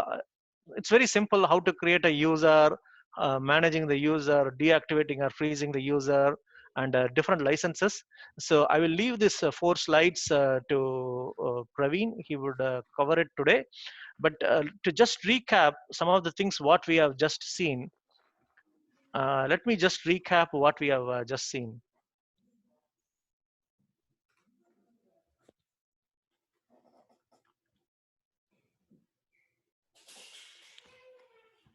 We have seen recycle bin, history tracking, schema builder. We have created a lot of fields. We have did some layouts and page layout, how to change in the page layout. And we have this I haven't shown. I will show you in the next class. Adding chatter to the page layout. Next is Lightning App Builder. I explained the concept. I did not demonstrate. So next class, we'll just demonstrate the Lightning App Builder, how to do it. We were running short of time. It's a very interesting thing. I might take 5 minutes to just show the Lightning App Builder. I will show it in the next class. And we have seen record types and page layouts and record types assignments we have seen. And we have created a formulas and cross-subject formula. And we have seen the roll-up summary fields. So with this, I'll just stop and hand over the presentation desk to Nixon. He will just go through. Nixon is a senior architect. He works for Softsquare. Is more than like a 10-15 years experience in Salesforce. So he lives in Canada, and he operates out of his Canada office for Softsquare. So Nixon has various certification, very enthusiastic Salesforce enthusiast. So Nixon, you can just take over, and he will explain about Sales Cloud and Service Cloud, and followed by Boyan would take over the Service Cloud in next 30 minutes. He will just explain the Marketing Cloud. So Nixon, you can become host. And thank you all, and I will send you the exercise recording and everything. And if there is anything missing for today, it will be covered tomorrow. And it's the same meeting ID. And Nixon, you can take over. Yeah, thanks, Mahendra. Thanks for the introduction. And and Mahendra, I made you co-host. So if anyone is joining the meeting, I will take care. Sure, you admit them. Okay, so let me. Yeah. Okay. Thank you. Take over the Windows control. Okay, I hope you can see my screen now. So yeah, as Mahendran mentioned, I'm going to take a Sales Cloud and Service Cloud topic today. And I'm Nixon Brito, and I'm with Softsquare for last 10 years. I started my career in Salesforce as an administrator developer, and slowly graduated as a tech lead. And now I'm spending most of my time in solutioning thing in and around Salesforce. Okay, let's move on to the text. Just give me one moment. Looks like I'm having difficulties to navigating them. Okay.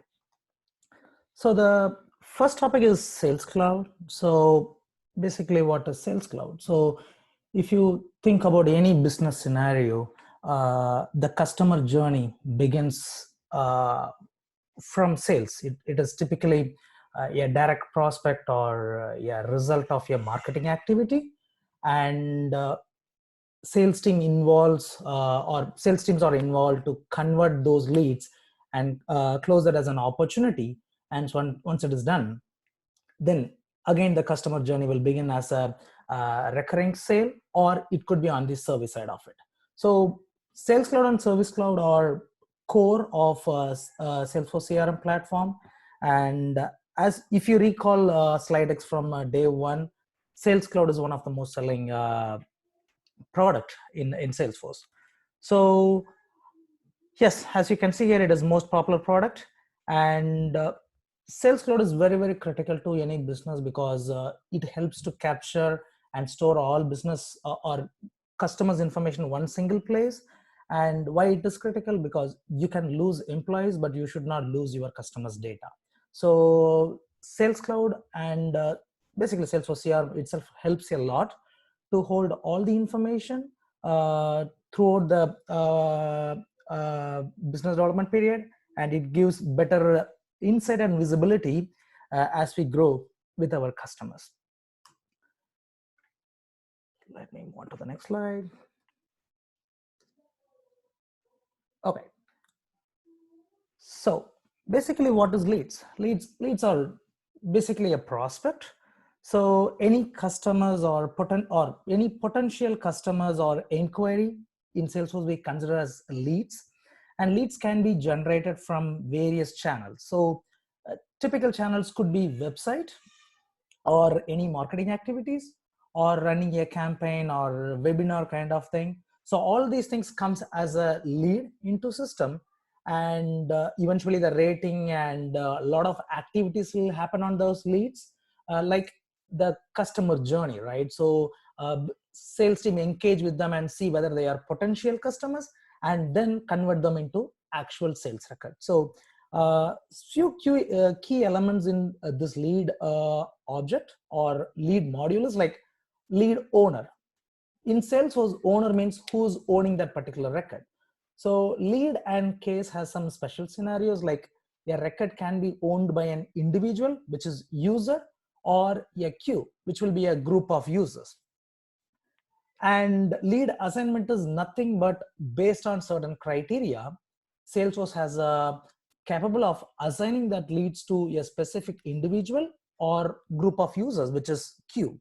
And lead status tracking is nothing other than like in what status the current lead is in, like whether it is just created or is it contacted and in progress or converted as an opportunity, or it is an unqualified lead. So basically we have these information on leads object. So let me quickly switch to Salesforce screen so that you can see how this information is stored in Salesforce. So I navigated to the leads tab, and you can see one of my existing lead record.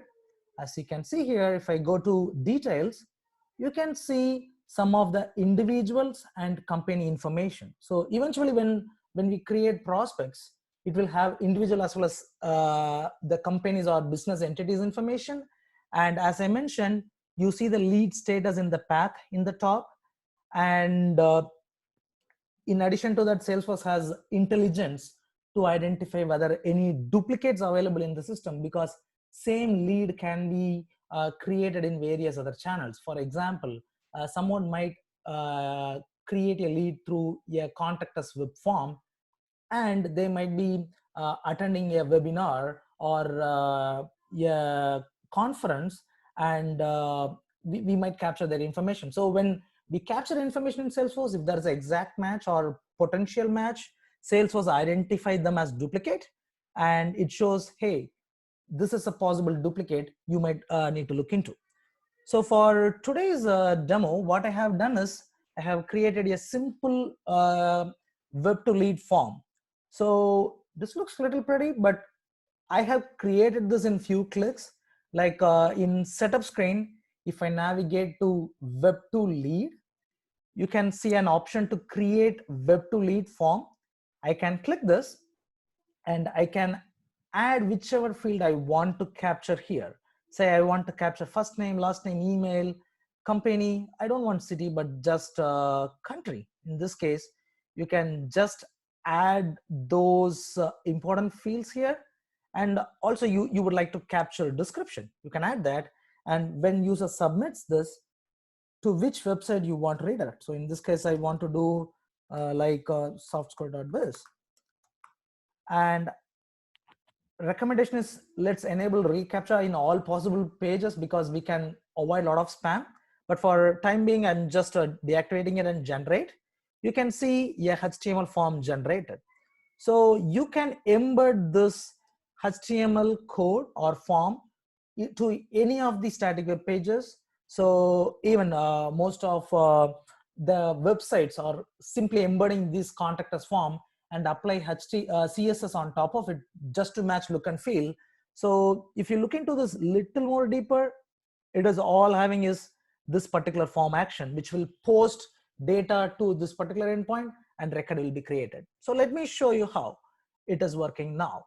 So let me quickly switch to today's lead list. No leads here. So let me create a lead here. For demo sake, I'm creating a lead which has similar information so that I can demo few other aspects of the system like duplicate and merging. So I enter about let me put ACME Inc. State as Ontario, country as Canada. So let me submit this. So what happens is if I come and refresh here, come on, don't choke me. Ups. Queued. It will take some time. Let me make sure I redo this. I opened this form a while ago. And I might be choked with the phone number. So let me retry. Okay. Ontario, Canada. Okay. Submitted.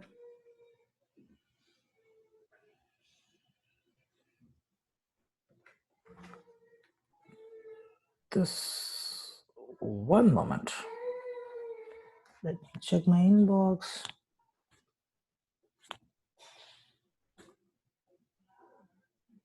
Okay. I think it is supposed to create one, but it is not. So let me move on with my pre-setup lead.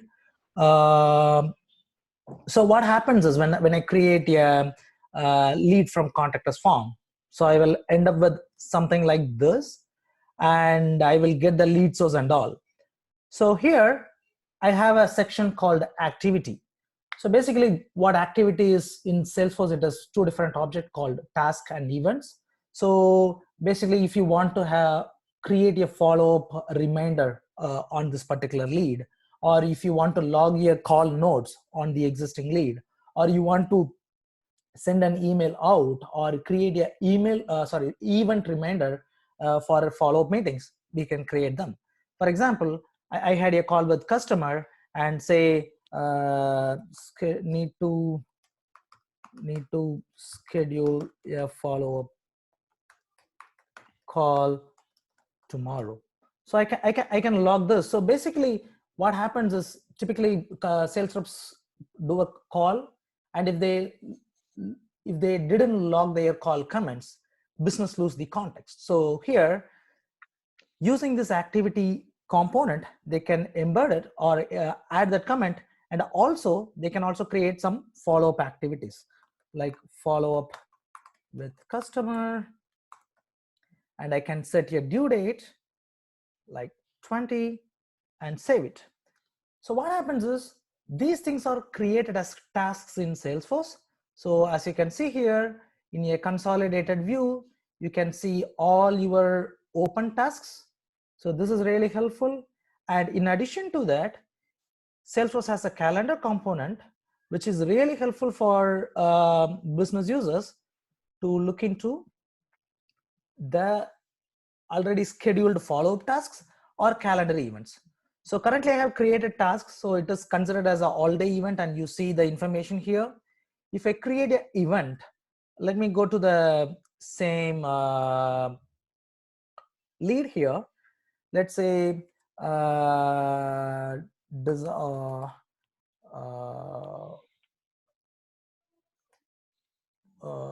Zoom. Let us meet in Starbucks. Yeah, Zoom meeting or something like that. It's COVID-19, so I try to avoid Starbucks here. So let's say I'm creating a virtual meeting thing here. So I schedule something for 22nd 7 a.m.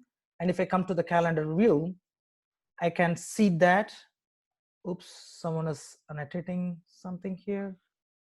Actually, yeah, I think it is clear. So. So as you can see here, I can see the same meeting events here. So you will have one interface to view all your tasks and events scheduled across multiple leads or contacts or accounts. At the same time, Salesforce has capability to view other sales reps calendar. So as a team, you can work on this. And if it is a group call, you can check conflict with the other users calendar and schedule things in a better way. So let me quickly switch to my slide deck.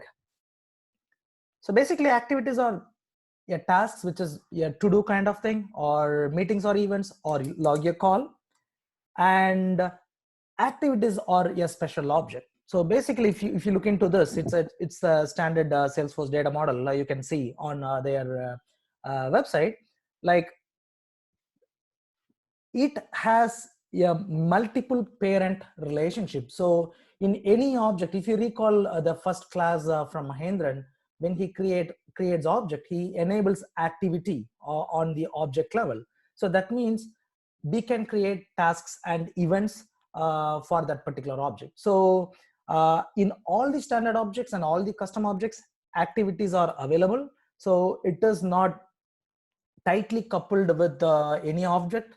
It is very much loosely coupled, and it has a multi-parent field called what ID and who ID. So typically who ID is lead and contact, and all other objects will be considered as what ID. So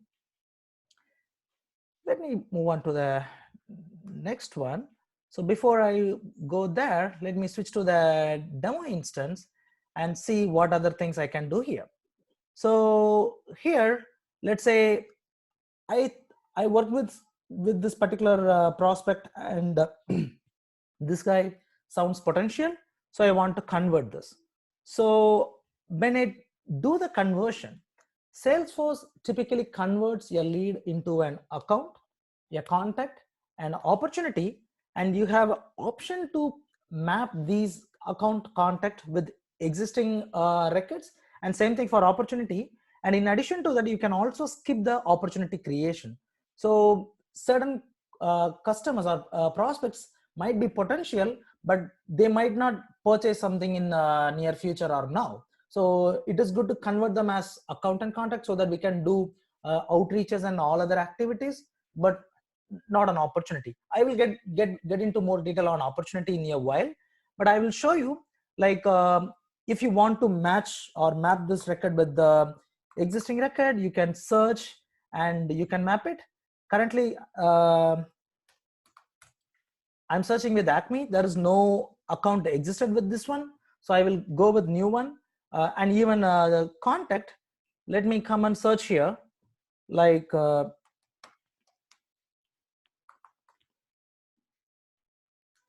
don't see any contact, so I'm good to create a new contact.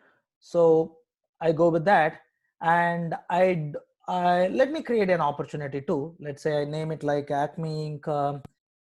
April, today is 18, right? So 18 2020 -1. and convert. So when I do this conversion, what happens is Salesforce creates an account, a contact, an opportunity. So let's pause here and swap to our presentation to understand what is account and what is contact and what is opportunity. So basically, accounts are companies that you are doing business with. So here, assuming the Salesforce org, which is I'm using is, let's say, Softsquare's org, and my customer company is Acme Inc. in this case. So that information will be stored in accounts, and the contact who works for that Acme Inc., which is John Brito in this case, will be converted into contact. So this is generic. If you look into the two different account types, it is B2B and B2C. So as everyone knows, business accounts becomes B2B and personal account used for B2C. So in business account, let's say Acme Inc. is a business account in this case. So one account will be created and multiple contacts can be created underneath them. So for example, in Acme Inc., it can have John Brito, it can have Nixon, it can have Mahendran or XYZ. But when it comes to person account, it is B2C. So an individual who acts as a business entity as well as individual is considered as person account. So typically it is a solo contractor or individual consumer. If you are doing something really for B2C, let's say if I'm building a portal for commercial training, assume that as an example, customer could be a business, like as a organization, Acme Inc. come and say, I would like to five training courses, or as an individual, I can also sign up. So in the later part, it will be considered as B2C and we will use person account. So in the person account, there are some special behaviors, like we have to reach out Salesforce to enable it, first of all. And once it is enabled, we cannot turn it off. That is a main catch there. And the person account will have a combination of account and contact fields in one single place. So it will come with a different suffix like _PA. And whenever we are creating a lookup to account or contact, this person account is accessible. So as you can see in the note, under the hood, Salesforce actually creates an account record and contact record and tying it together. So the main difference between B2B and B2C is like B2B, one account can have multiple contacts. In B2C, one account can have only one contact, and Salesforce does that linking under the hood. Let me switch. And opportunities, basically it's a sale or a deal information. So anything we sell to the customer, we capture them in opportunities. And similar to leads, opportunity will also have multiple stages. So typically it starts with prospecting, and we can customize these stages as per the business use case.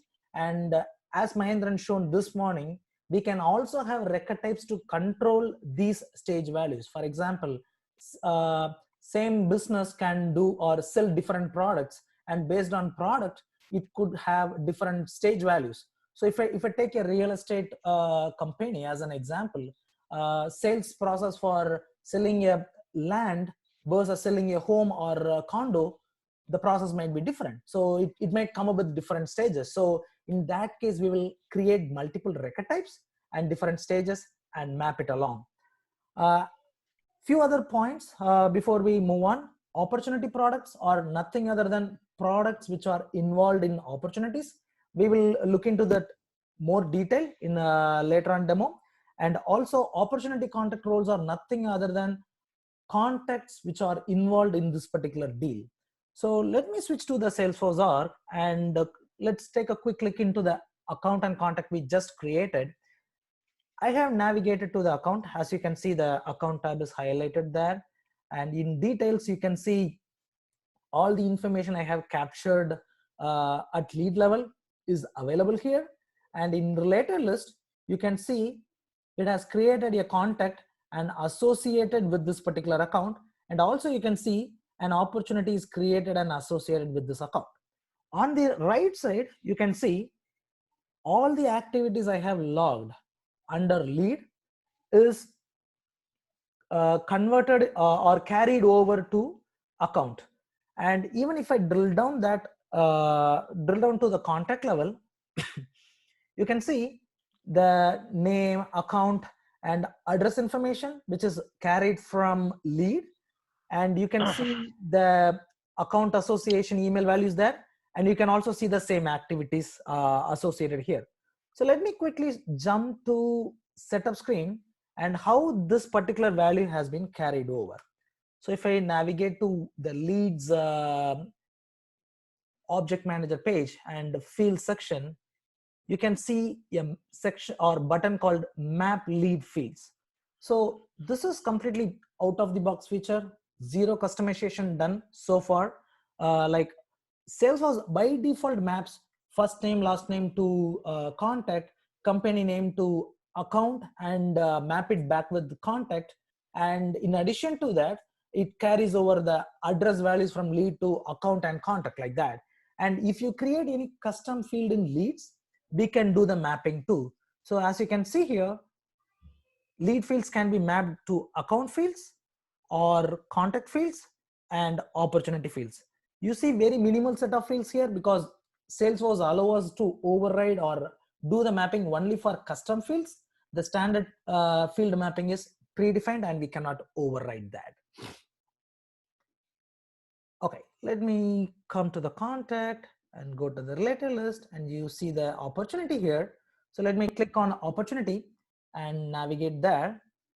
So as you can see here, same activities carried over to opportunity too. So that means when the lead gets converted, you will not lose any information on that. Everything will be carried over. But one thing you have to very much cautious on is the custom fields, because when you create custom fields on leads, on conversion, if you want to carry over that to opportunity or account or contact, you have to do the mapping accordingly. And in opportunity detail, this is the opportunity name I have given earlier, and this is the account I have created, and this is the lead source I have already set on the lead, and I have all those information. And Salesforce set the close date as current financial quarter end date. That is the default thing. And it also set the stage as prospecting, which is default. So as I mentioned there, you see all the stage values see here as a path, and you have control as an admin, you have control to modify all the pick list values which is listed here. So let me quickly navigate to the opportunity screen or field section in setup screen. So in the previous demo today and last week, you have seen these things in custom objects, but these are standard objects, and standard object comes with a lot of standard fields and obviously custom fields. So anything with _C is custom field, which is manually created by admin in that particular org. Any field name without _C is a standard field. So this particular stage field is a standard field. As you can see here, it doesn't have a _C on the API name. And these are the values which are rendering in this particular opportunity page. So I can add new, similar to how we have seen of adding a pick list value. Also, we can deactivate values too. So everything is configurable. This is as similar as how you have configured a pick list field earlier. So for considering time, I'm just moving on with the demo, but this is as simple as configuring the pick list fields in the backend. And as an admin or as a business user, I can mark different stages and update it. So it will update these stages accordingly. And as Mahendran demoed earlier, you can see the stage history here. This is also out of the box enabled for opportunity. But here, beyond the old value and new value for a specific field, Salesforce tracks few more key fields, which is stage name, amount, probability, close date, and different stage names which is changing. So as we work on this particular opportunity, you can see different values changed here. So we will revisit this particular thing again. So if we recap the key fields on opportunity, it is account, close date, and obviously the contact role. As you can see here, this opportunity, this particular contact is primary, and we can configure what is the role of this particular contact. So if I click edit contact roles, I can configure what is the primary role of this particular contact. Say this could be a business user or a decision maker or an influencer, because it is very important to capture these information. So as a sales team, they know, or the sales team know whom they can target to make this particular sale successful. So let me switch back to my deck. So this is the data model we have seen so far. So we have started with lead, and when it is converted, it becomes an account, contact, and opportunity. And as we have seen earlier, account has one-to-many relationship with contact, means one account can have multiple contacts, and same thing with opportunity. So one account can have multiple opportunity, like this month I can my customer can buy something, and next month they can buy the same product or different set of products. So basically it is one-to-many relationship. And in the bottom of the screen, you see the opportunity contact role, which is a junction object between opportunity and contact. Means one opportunity can have multiple contact roles, and one contact can be part of multiple opportunity as a different contact role. So that is the whole flow and sequence here. So one more important point I just want to bring here is like based on the person account enablement, the lead conversion process will slightly vary. Like if it is a business account or B2B, when the lead is converted, it will create a business account, a business contact, and an opportunity. If it is a B2C, then it will create a person account. Again, under the hood, it is created as an account and contact, but Salesforce labels that as a person account in the screen with some special combining fields, and it will create an opportunity. So this is a basic difference on lead conversion process between B2B and B2C enablement in the account level. So let me move on to the products and price book configuration, and then we'll jump into how these products will be associated in opportunity. So let me switch to, or before I jump there, you can see a few tables here.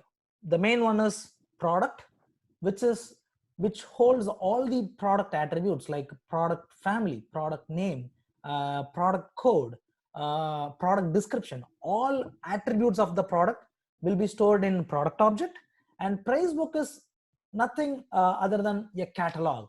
So same organization can have multiple catalogs. Let's say for premium customer or premium customer, they can have a different price catalog, and for a gold level customer or a regular customer, they can have a different catalog with different pricing, but the product could be same. So this is the example I typically quote in my classroom training. Like in India, if you go to a hotel or a Saravana Bhavan in an airport thing, same idli or dosa will cost about 200 rupees. But in a regular shop in Annanagar, same Saravana Bhavan, they will charge you about 75 rupees. So typically it is about based on location, they use different price book here. It is same dosa batter and same dosa, nothing special. It is all about the premium place and a different price book there. So same thing, you can apply this example for any such scenario. Like you can have, you can configure this for partner price and customer price, or partner price or retail price, or premium partner, silver partner, registered partner, and a retail price. So you can configure n number of price books and have different prices for that particular product. So this particular price amount is stored in price book. So as you can see here, it is many to many. So one price book can have multiple products, and same product can have, or same product can be part of multiple price books. So let's switch the interface to Salesforce so that you can visualize things better. So let me go to product tab. So here for today's demo, we have taken an example of an electronic selling shop. Like this shop sells computers, laptops, and accessories related to that. For example, I'm taking an example of a MacBook Air, and you can see I can configure product name, product code, whether it is active, and what is the product family. Again, thanks to Salesforce platform, like we can add more fields to this particular table, similar to how you have done in custom objects. And this value is also highly configurable. For example, if you want to add more pick list values for the product family, you can do that too. Let me quickly navigate to Object Manager and show how this particular object looks like in a setup screen. So I'm navigating to the product object, and see all the fields I'm having here is standard fields. So you see the option to create new fields. So you can follow the same steps as we followed on our previous exercises, or you can also pull existing fields up and see what values they have, and you can also add new values. For example, keyboard, mouse, what else? If I want to add like Ethernet cable, I can add them too. So it's the field level management is 99% same as like the custom objects field management.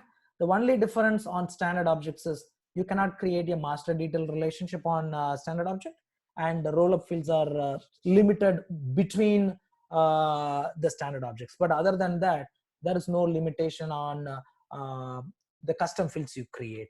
So I'm fast forwarding it a little bit just to catch up time here. And let me navigate to the price books here.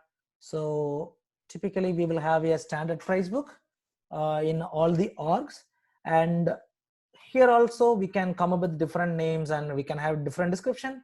And even if we want to add custom fields, we can add that in price book level too. So as I mentioned multiple times, Salesforce is highly configurable.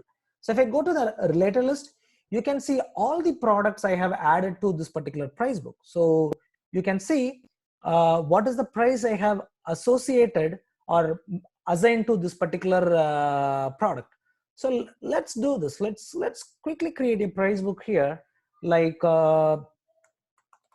partner price, and let's put it as active, and let's try to add some products here. Say I want to add let's add all 5, or let's skip Apple products so that we can prominently see the products availability, how it is rendering there. So this is the price coming from the standard price book.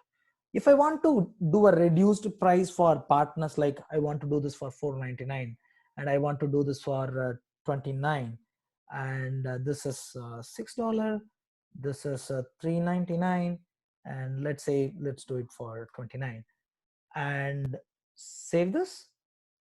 Yeah, we created a price book.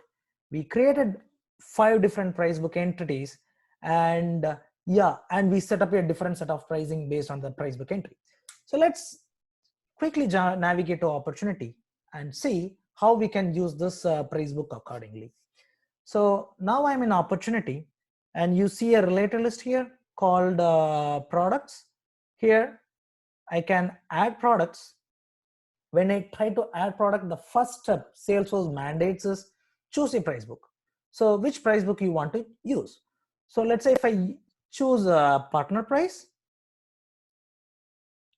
you see I don't see any Apple products because I haven't added Apple products to this particular price book. And you see the price we have entered just before, the $4.99, $29, $6 thing, it is there. So I can add products like this, and I can enter my quantity. Like say they want to order 10 Acer laptop and 10 keyboard and mouse combo thing, and I save it. So you can immediately start seeing the value reflected here, like 10 laptops, or sorry, 10 desktops and 10 keyboard mouse combo. The sum of these things comes as 5,280, and also you can see in the stage history the amount is reflected, but you can see the stage is same, and the last modified value is also updated accordingly. So let me go back here and see what if I change my price book. Let's say I work with manager and they say, no, you cannot do a partner price for this guy. You have to go with the standard price. Salesforce still allows us to change the price books after we add the product. We can do that, but what happens is it will clear out all the line items which we added already. So user has to add it again. Because we are changing the price books, certain products might not be available on the newly selected price book, and definitely it comes with a different price. So as you can see here, I have selected standard price book, as you can see on top, and I see my Apple products here. So let me go with this combination for my rest of the demo. Like I would like to add 5 Apple MacBook, 5 desktop, and 10 keyboard combo, and save it. Yeah, now you see the new amount is reflected, and also it is reflected in the stage history. So back to the slide deck, just to revisit what we have seen so far. Like we can configure multiple price books like catalogs, and we can create and have a number of products in our product master, and we can do the pricing assignment at price book entry level, and it does a many-to-many junction object. So the next important thing we have in Sales Cloud is quotes. So as you might notice, we have a quote section here. So it is a typical quoting process. Like you can create quote for this particular opportunity. Yes, excuse Mahendra? me. Yes. The next marketing cloud session starts by 10:20, and we wanted to give a 5-minute break as there are a lot of requests for break. Okay. So you can wrap it by 10:15 around, so that 10:15 to 10:20 we can give a break. Okay, fine. Okay, including Service Cloud. Okay. Okay. So thank you. Yeah. So we can create quotations here. So let's create a new one. Like as a rep, I want to create a code one, and hit save. So what happens is it creates a code, and you can notice all the line items from opportunities carried over to quote as a quote line item, and reps can generate PDFs in a button click. So this is standard Salesforce quote template. Every element here is configurable, as you can see here, similar to page layout assignment. In setup screen, there is a section for quote templates. You can do the modifications. It's completely drag and drop, but you can generate quote and send this quote to the customers so that they can act on it and they can approve it. So we have seen the log a call and create event kind of thing, right? As a continuation, you might also notice there is an option to send email out. So this is the interface it will look like. So you can insert templates from the predefined configurations. So no need to type the email body every time. So you can select templates from predefined email templates. Classic and Lightning, they have a couple of variations there, and you can send it. So this will save a ton of time. So we can create n number of variations in quote, Let me quickly run through that.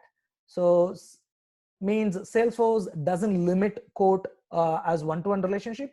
We can have multiple active quotes under one single opportunity, and we can do different discounting and different pricing range.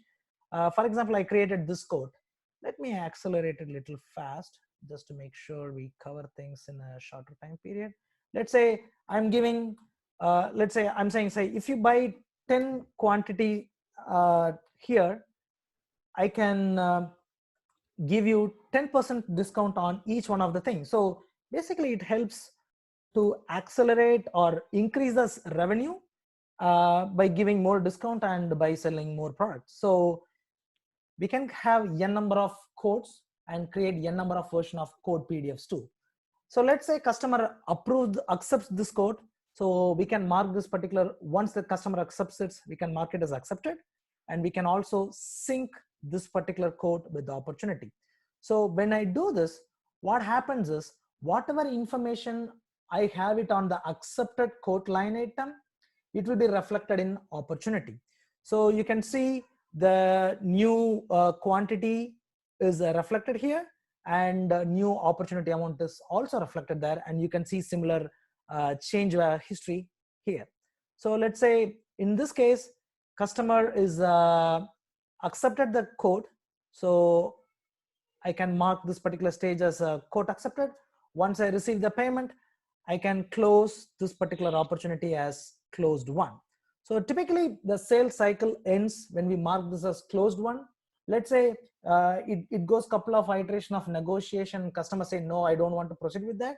Then it will end up with closed lost. So the final state of your opportunity will be closed one or closed lost, and we can modify these values, but in backend it will be marked as is closed and is won kind of Boolean values. So I will mark this particular one as closed one. So this is the typical Sales Cloud functionality. This is very generic, and we heavily configure these things based on the business needs for various other customers. So this will be the final or a simplified Sales Cloud data model. We have 20 other objects there, but based on what we have seen as a demo now, you can see account contact association and how this opportunity and quote associated, and opportunity and product also you can see in this relationship, like it is a junction between price book entry and opportunity, and quote product is similar to opportunity product.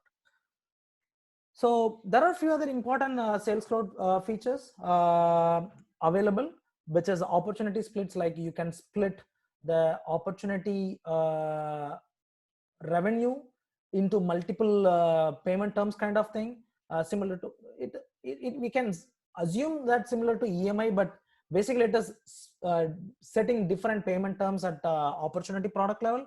And also Salesforce has products for opportunity forecasting, territory management, opportunity team accounting kind of thing. These things are really helpful for sales team to work as a team to work on a specific opportunity and to close the deal. So it can be done based on geography or subject matter expert kind of thing. So this is most of the things on Sales Cloud. For Service Cloud, Mahendra and I definitely at least need 15 minutes to go through, but we have about 3 minutes. So maybe if time permits, we can do it later. Yeah, let us keep a hold on Service Cloud as of now. Yep. I think we'll leave a break for 5 minutes. Let us assemble. The next session is going to be Marketing Cloud. Mr. Boyan Kumar, he would be presenting the Marketing Cloud. So we'll just resume after 5 minutes. So it's a long day. I think we were holding you all for 2 hours. I think we'll take a short break. We'll assemble by 10:20. And thanks everyone. Yeah. I know for me, I mean, just to talk a little bit about myself. First of all, I want to thank each and everybody who has shown up. I know it's a Saturday morning, early morning here, and people are dialing in from different regions of the world here to join. Again, thank you for joining here. And the second thing I also want to kind of mention, I mean, with this big COVID-19 going all around the world, there's a lot of fear. There's a lot of, loss of hope everywhere. I want to empathize with a lot of people, who are going through difficult situations, either through their family or through their, jobs and all that. But given that, I mean, things are happening. Just before I get started, I mean, can everybody, I'm assuming everybody's taking one slide. I'm a teacher, so I'm used to, a physical audience. This is one of my virtual sessions. Just want to make sure that everybody can see one of my slides and can hear me okay. Mahinder, everybody can hear me okay, right? Yeah, yes, Brian. Yes. Yeah. All right. Clearly. Good, thank you. So a little bit about me, right? I mean, who am I, right? Before I say who I am, I mean, Mahinder spoke a little bit of an intro. I just want to talk about just from my failures, okay? So, I mean, I was a programmer, a mainframe programmer, 97, came to US, did mainframe, went to Java, then after some periods of time, I went to Salesforce. I loved the Salesforce platform. Started my own consulting company for 5, 6, 7 years. I mean, did my own freelance consulting for a while. The company went great.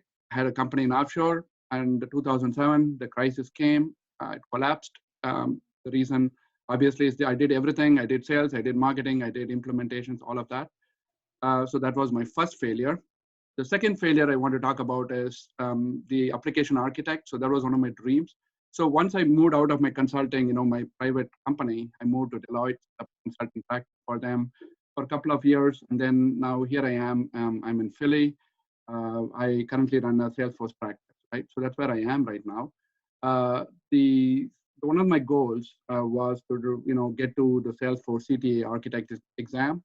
Tried 3 times, failed 3 times. And then what happened was, now Salesforce doesn't have one exam. Previously it was 1 exam. Now they have a series of 8 exams broken down into 4. Now I passed the first 4 exams. I'm a certified application architect. The reason I'm talking about, my failures first, then, whatever I am, my accomplishments are, I'm a blogger, MVP, a teacher, partner, whatever, right, is to give hope to people, right? Because a lot of people here who have joined, I mean, obviously you guys are looking at, I mean, you want to start a career, you might be working in XYZ technology, thinking about Salesforce, it might be overwhelming. There's always a loss of confidence in a lot of people to say, whether is this the right thing for me? And the second thing is, even if I take this, spend 2 months, 3 months, will I get a job? So these are questions which are in everybody's mind. The one thing I can tell you from my experience is, at the end of the day, you're going to do what you want, right? You're going to build your best, your time and everything, but it's about confidence and where you spend your time. So that is the end goal, and that is what has made me successful. Obviously, I have another session coming up at the end where I can talk a little bit about branding and all that. So that's a little bit about me, and now I'm going to just talk about marketing. Now, for a lot of people, marketing, why am I talking about marketing, right? That's the first question. So in the world of Salesforce, as you can see, I mean, there are different products in Salesforce. Who uses Salesforce? Companies use Salesforce, people use Salesforce, nonprofits, different type of industries use Salesforce. And in a company, as many of you know, that there are different departments, right? There's a sales department, service department, IT department, marketing department. So my focus today is to talk about what are the products which are available in the world of marketing from Salesforce, number 1. Number 2, what can you do, to kind of position yourself to get a job, or, what are the career options? So that is why marketing is important. So when people say marketing, a lot of people get confused about marketing because sales or marketing, is it the same? What's the difference? One of the key things, what you need to know from marketing standpoint is the concept called lead. So what is a lead? A lead is a prospective customer, right? So that is what it is. And that means a person who is interested. I'll give you a simple example. Many of you here, you joined your session, right? Many of you want to get to certification. Now you are interested, right? So you might be a lead. Again, pardon me for the usage of my term, but I'm just trying to make it related as much as possible, right? So you would be a lead, and at some point, we send you a couple of messages, and at some point you join a course, and then you get certified. When you join a course and certified, you become a customer, and then you are in your journey. So as part of the leads, the marketing department's primary goal is to send a couple of messages and get the awareness of the product, number one. Number two is also, at some point when you're ready that you are, to purchase a product, you raise your hand, and that's where the whole concept of campaigns come in, the concept of opportunities come in, and all that. Okay? So that's a little bit about marketing. And why am I talking about marketing than the technology itself? One thing for most of you guys to understand in the world of Salesforce is a little bit different compared to other traditional technologies. You need to understand the business first before you understand the core technology. If you want to succeed in the world of Salesforce, whether you do Sales Cloud, Service Cloud, Marketing Cloud, I will highly encourage that you understand what is the business behind it and who are the customers and how are they using it. Without that understanding, I know as Indians, we're all technology savvy. We love technical problems. We love solving it. But it is core consulting is what is going to help you to get to a career and be successful. So as you can see my slide here, from a marketing, how this marketing has evolved, right? I mean, as most of you are aware, I'm assuming every day you're going to your mail, picking up these letters every day. And I'm sure like many of me, how many of you throw it in the trash, right? So that is the world of marketing where people just send, messages, letters, enticing you on product. That was the marketing before, and it's surprising, it's still today, and obviously it's been very successful to some extent. What has changed in this marketing for most marketing companies is that now, instead of sending a mass mailer to everybody, it has become digital. What does digital mean to you? Digital means that, COVID-19 is a perfect example of it. Now you are not going outside, you're sitting at home. What is the one thing you're always seeing at? It's your phone. So what does the companies need to know? They need to target you on the phone, right? So how do they do that? Through different channels. So the word called channels comes in. Most of you are on WhatsApp, most of you see text messages, most of you see emails.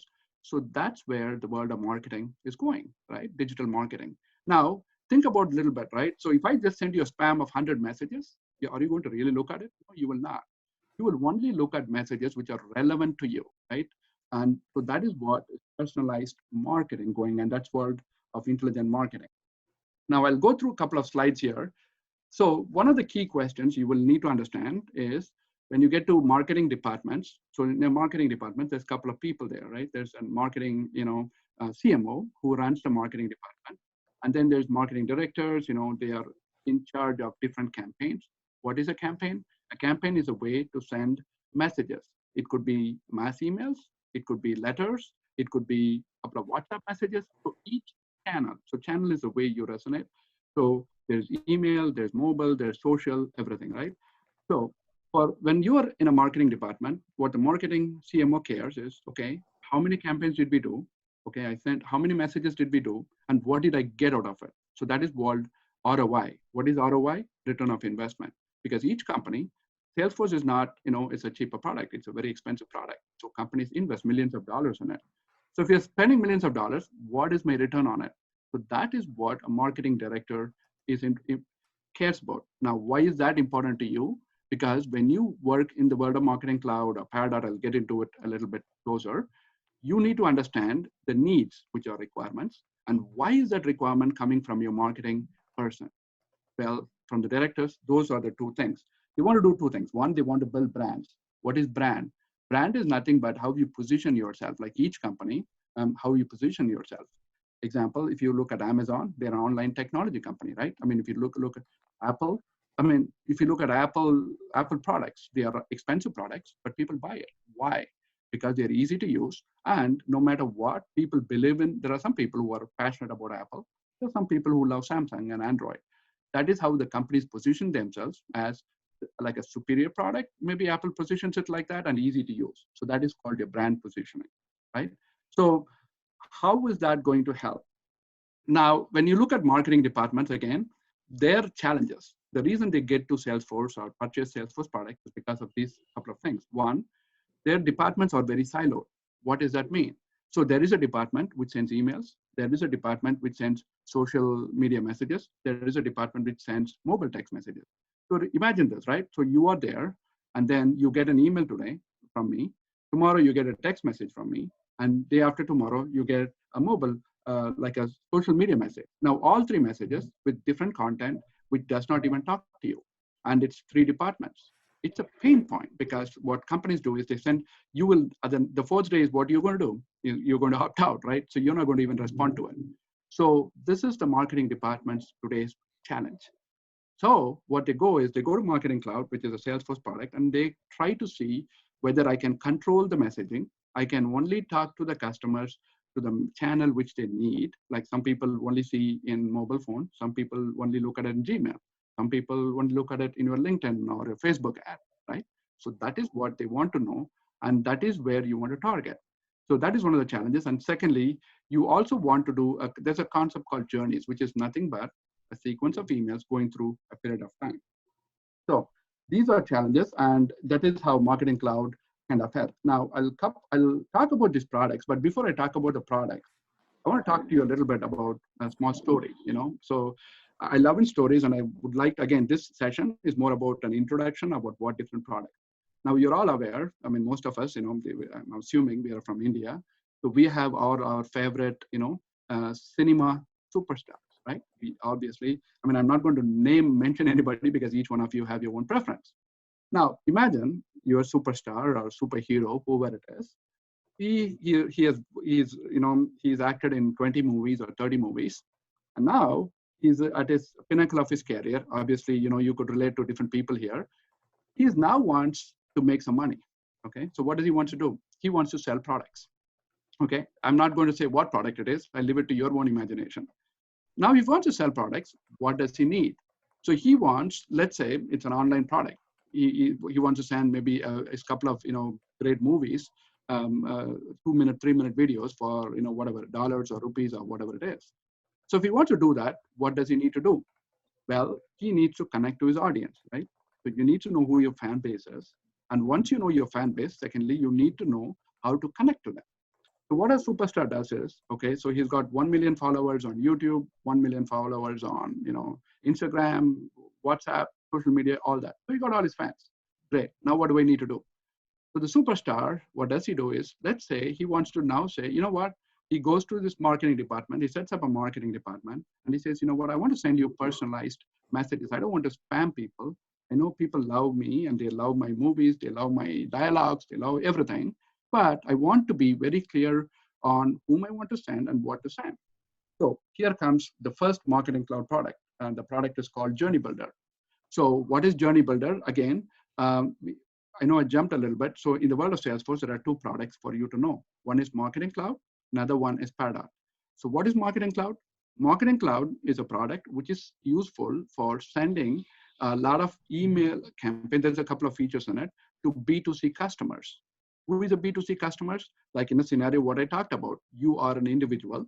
You might be part of a company or you might be on your own, but you want to watch those 3-minute video clips or those 2-minute funny clips, right? So you are an individual. When you register with that superstar's fan page, you are saying, my name is this, my email is this. So you're a B2C customer. Compare that to B2B customer with the company. So Marketing Cloud product is a Salesforce product, primarily helpful for companies which sell to B2C. Who are the companies? Example is Amazon is an example who sells to individuals, online companies, right? So in what is Journey Builder? Journey Builder is a feature in Marketing Cloud. What does it do? It helps companies to send personalized messages. So the superstar, he sends a message all over YouTube and WhatsApp and all that, and you all become a fan. You become a favorite. That's step 1. So you like this message. You are a friend, a follower of him in Twitter, social media. The second thing he wants to do is, okay, I want to send you a message. Thank you for becoming my friend. Here's my video is going to come. Watch for it in the next 15 days. Message 2 comes 3 days. Message 4 comes after 5 days. So how does the superstar send those messages? Through Journey Builder. So, and that's what the whole concept of Journey Builder is. Now, the next product comes to Interaction Studio. Now, what is Interaction Studio? It is again another product of Marketing Cloud. Now the superstar says, okay, well, I have 1 million followers. I've sent them a lot of messages on email, mobile, social studio, and all that. Let me start a company. So he starts a company. So when he starts a company, he has got 3 or 4 departments. He's got a sales department Okay, who's going to, once you say yes to a specific, video that you want to purchase it, what you're going to do is that the sales department reaches out to you and says, okay, here is a product, give me your credit card or, cash, however you want to pay me. And then, here is the videos watch at the point. So that's his sales department. And then you notice at some point the videos are not clear. That is not the video you wanted. You become mad. You send him another Twitter message. So then he says, well, there's a lot of pain points now. People started bashing me on it because of whatever messages I sent. So then what he says, okay, you know what? I need to set up another department to respond to customer problems. What is a department? That's a service department, right? So then he has a service department. He's got a sales department. And then he still has his marketing department. Well, he wants to combine all these three departments into one thing so they all know who the customer is and who we are talking to. And that is where the Interaction Studio product comes in. What does it do? It connects all these three products. Again, there's different features in the Interaction Studio, like it offers real-time management and you could do journeys. But at the end of the day, what it is about all the companies, different departments, looking at the customer, and they can measure all the interactions, what the customer bought, where you had your pain point, where you blasted them on any social media, and then the third, where you connected with them on marketing. So that is Interaction Studio. Now what the superstar thinks, okay, he started making money now. So he's got, a couple of millions now. He's now looking at Salesforce and say, you know what? I still have these people who are on my website. He starts a website. They were registered, but I know they are there because how do I know they are there? Because, I have a Google AdWord, which tells me there are 50 million clicks, but none of them are purchasing my product. What do I need to do? It will sound creepy though. I mean, I'm telling right now, the world of digital, there is people, I adhere to privacy and all that, but the honest truth is that there is no privacy in the world because once you're digital, you're pretty much exposed. You can control it, I'm saying that, but not many people know it. So going back to our superstar story here, he says, okay, I want to know who are these people who are coming to my website, just looking at my homepage and then do nothing. I want to know them. Okay, and then once I know who these people are, then at least I can do some specific messaging to these guys to see whether they can watch my videos. So then he goes to Salesforce and says, okay, let me purchase the third product, which is called Salesforce DMP. What is Salesforce DMP? So Salesforce DMP is a product which connects all the leads from different channels, whether it is anonymous or not anonymous, in one platform. So let me kind of phrase the word anonymous. What does that mean? So if you are on a Facebook page, you just clicked on an ad from your mobile phone, you're looking at the superstars page, somebody in the world will drop you a cookie. For people who are aware of it, it's in your browser or it's in your device, right? And then you come 2 days later, you watch the second page. Now I know you came from this device, you came from this IP address, you watch the second page. Third day, I send you another message, watch my fifth page. You're not logged in, you're not registered. Again, I know who you are and I'm tracking it through. So this is the product of Salesforce DMP. But when you look at it from a marketing department, it sounds a little bit creepier, but at the end of the day, from marketing departments, they sell millions of dollars. And they need to know who these customers are, who have registered, they're okay, and who are my potential customers, right? So that's where a DMP comes in. You collect all this data, anonymous and anonymous in this data, and then you kind of start marketing to different journeys. So that is the Salesforce DMP product. Now, the superstar says, you know what, still people are looking at email, even though they are on the mobile phone and all that, I can only send 2 letter text messages. But the superstar believes in, 3 hours of 5 minutes of nonstop dialogues. So he can do a 1 minute, text message. And that's what people pay him for. So he says, maybe I should try to send you an email in your favorite language. And again, I leave it to all of you to your own imagination. But the point here I'm trying to make is the product is Email Studio. So what does Email Studio do? It sends emails. And what can marketing departments do with it? You could create email templates, right, of your language, right? It could be in Tamil, Telugu, whatever language you like. And then once you make those messages, you could then segment into different brands. The superstar says, you know what, I want to send my Tamil audience a different message, email, and my Hindi audience a different email, and my other language audience a different message. So that's what the superstar says, and that's what Email Studio does. So marketing departments, they set up email templates, and then they send a series of emails. Day 1, you get first email. Day 3, you get another email. Day 5, you get a 15th email. So all these emails come in, and then what are you doing? So you are the person who would be setting up email templates. You might be doing, some custom code if there is data coming from other databases. I'll talk about it a little bit. But that's the whole idea of Email Studio. The next product is Advertising Studio. How many of you, I'm sure you're aware that at the moment when you are on your mobile phone, you liked a product, and then the second day you go to YouTube, there's an ad about the product. You might have noticed. And then you go to Amazon, there's an ad again on the right side. Then you go to Google and you are searching for laundry, and then ad pops up saying that you were interested in the shoes. How is this possible? Well, that's where Advertising Studio comes in. So what is Advertising Studio? Because what happens at the end of the day, marketing is that all the data, which is anonymous, is collected and aggregated. And all the marketing departments do is they get this data from different channels, and they want to send you different ads. So from a company standpoint, if you're going to Google, obviously you do Google searches. On the right side, you would see Google's sponsored content. It's nothing but ads, like a 2-minute text, 3-minute text. You click on it, you go to a landing page, then you purchase. Google pays, the companies pay Google for those number of clicks. So that's your Google AdWord. You go to Facebook, you see an ad on the right side. You go to LinkedIn, there's an ad on the right side. All these are different channels. Imagine you're a marketing company. So you have 50 channels, 50 ads, on different channels. How are you going to manage it? And, make sure that you're sending the same customer, the same audience, and you're tracking how much money you're spending on them and how many leads you're getting out of them. So that's where Advertising Studio comes in. And all Advertising Studio does is you're getting your ads, and then, companies can post in one place. The ads are published to different channels. You could measure the interactions from each channel instead of logging into Facebook and see what the ads are, instead of logging to Gmail what the ads are, or logging to Google to figure out what it is. It's one place to manage all digital ads. So that is what Advertising Studio does. The next product I want to talk about is Mobile Studio. Obviously, now with the world of online, post-COVID-19 era, nobody is going out. The only device you can talk is the mobile phone. So how do you respond to mobile phone? You have text messages, you got SMS messages. So I need to interact with my customers. So the superstar says, you know what? I'm used to talking 15-minute dialogue. Nobody watches 15-minute dialogues anymore. I want to see 1-minute or 2-minute word text messages I want to send, so that my audience can, start liking it. So instead of my 15-minute nonstop dialogues, I'm going to tell a 1-minute dialogue and maybe condense it into 10 words. So he says, okay, what product do I purchase for that? So let's go to Mobile Studio.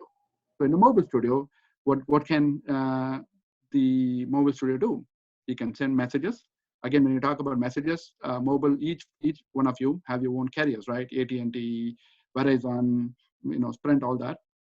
So for each carrier, I want them to go across the carriers, send them messages, and also send international SMS messages as well. So those are features which are part of a mobile cloud.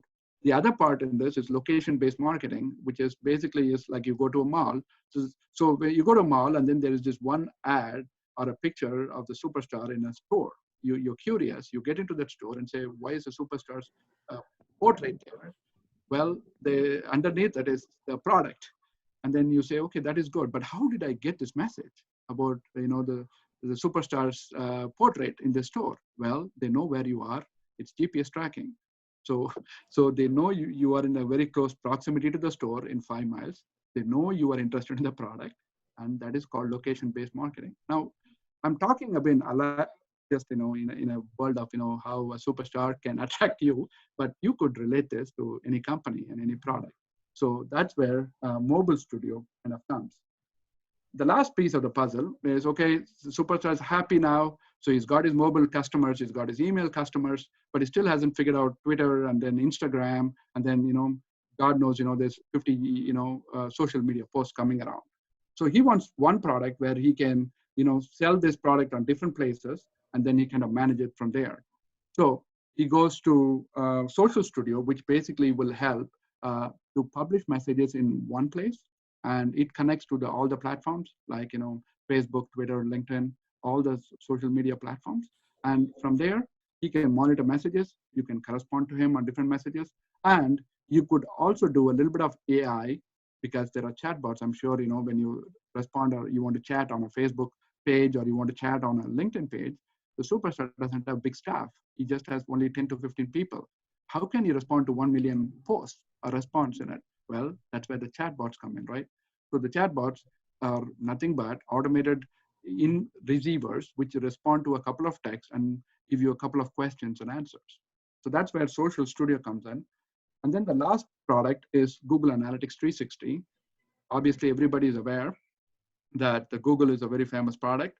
The superstar loves Google because everybody thinks, Google is the answer for everything, which obviously we need to be careful about, right? Not everything is in the first page. So he says, you know what, I want to know what is happening in the world of Google and how many people are searching my name.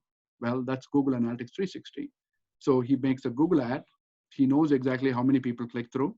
He wants to see on his website and his pages, how many people have clicked, how many people have come through my Google AdWord, and how many products has purchased. So that's where the next product of Salesforce Marketing Cloud, Google Analytics 360. Again, it's a core feature. It's not a product, to be candid, but it's a very core feature which a lot of companies use. So that's the Google Analytics 360 for it. And then the last piece of the puzzle is, well, now the superstar decides that he wants to join politics because he got 1 million customers. He got everybody happy. He's making millions, selling money, and his dialogues have become popular. And he wants to understand, how do I get people to vote for me? Well, for voting, 1 million is not enough. You need to talk to 10 million people. So to 10 million people going through multiple media messages all over the world is not easy, right? So what does he do? So then he goes into the next product, goes to Salesforce, says, let me purchase Datarama. So what is this Datarama product? So the Datarama product is a cross-platform product where you could connect all the channels. You could connect all the data messages. There is a little bit of an overlap between DMP and Datarama, to be candid with you. But what Datarama provides you is more AI-driven insights. So you could listen to messages, and you could also, at the end of the day, you could also track your ROI. All of them targeted to high volume data and high volume customers. Okay, so from your standpoint, so what does it mean to me? So I talked to you about a little bit of products. There's a lot of products, as you can see in my slide here, where Salesforce Marketing Cloud comes in. You think, it isn't, this is a Gartner quadrant I'm talking to you. So it's a leader in the Gartner quadrant.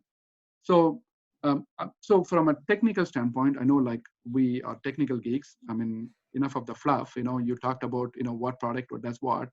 What is the key things I need to know? Number one, if most of you are, in IT, you're used to databases, you're used to objects and all that.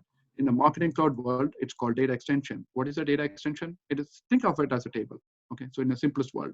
So whenever your data in Salesforce and that data gets pushed into Marketing Cloud, so how would that work? So let's say your contacts we talked about leads, right? So in Salesforce, you create a report, and let's say I want to send an email to 1 million leads. What do? You create a report in Salesforce, push it to Marketing Cloud. It's all connected, okay? And it's connected to a lead data extension. From there, you send queries. You also can do queries. You can do, so queries again, if you're used to traditional SQL, it's good. It's a SQL Server platform. So those people who are having good T-SQL skills, you would love this platform. It's a very technical product. You could also understand it. The third concept you need to know is a business unit. What is a business unit? Well, a marketing company will have different departments, right? Because each company sells different products. In the case of a superstar example, I can say he might sell you a 1-minute video versus a 15-page book. So those are two different departments. So to set up two different departments, two different journeys together, you need business units. And then obviously integration. And for all of you who are passionate about development, there is a language called AmpScript, which is a scripting language, where you could write custom scripts to do API calls and integrations and all that. Now, how do you build landing pages? It's called Cloud Pages. So that is a little bit of an overview of what Marketing Cloud is. So Mahendran, I know that we have, I think I took almost 40. How many more slides we have? I think I got paired out. Do you want me to stop? And then I kind of went past the time. What do you want to do, Mahendra? I can finish up paired out. And how many more slides you have? How many more slides you have, Ben? I think I have another 15 slides, Mahinda. Maybe I can stop and maybe have questions because I know. Yeah, maybe we can share the presentation. Yeah, we can stop here. Mm.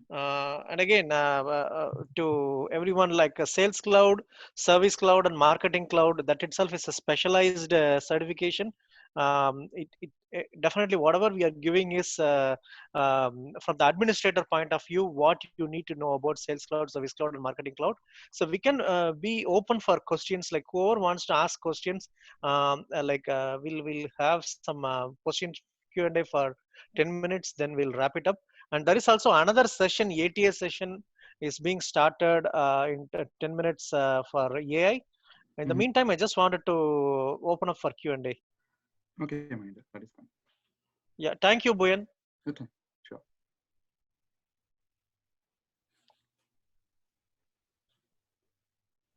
Yeah, is anyone have any questions? Please let me know, raise your hands. Jayaprakash. Can you unmute him selectively? Yeah, I'm on it. Oops. One moment. So before that, a small announcement. So actually, please look for COVID-19 Tamil task team.org. There is a COVID-19 awareness conference call which is happening. Can you able to see my screen? Yeah. Yeah, we can. Okay. COVID-19 Tamil task team, they are organizing awareness conference call. There is a conference Sunday, April 19th at 8 p.m. So a lot of doctors, they are just presenting like giving some awareness.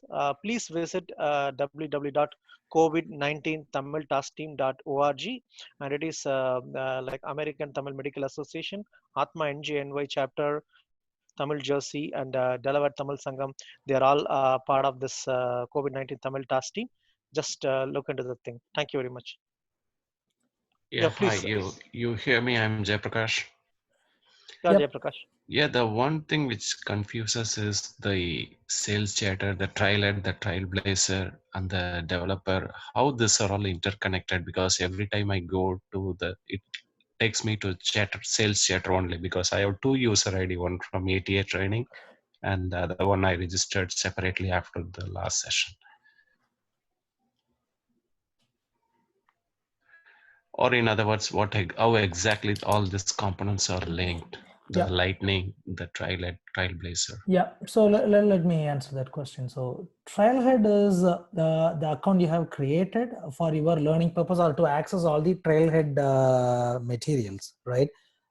And in Trailhead, you might created the scratch orgs to practice all the exercises or the challenges you see in the Trailhead. So that is completely for your learning side of it.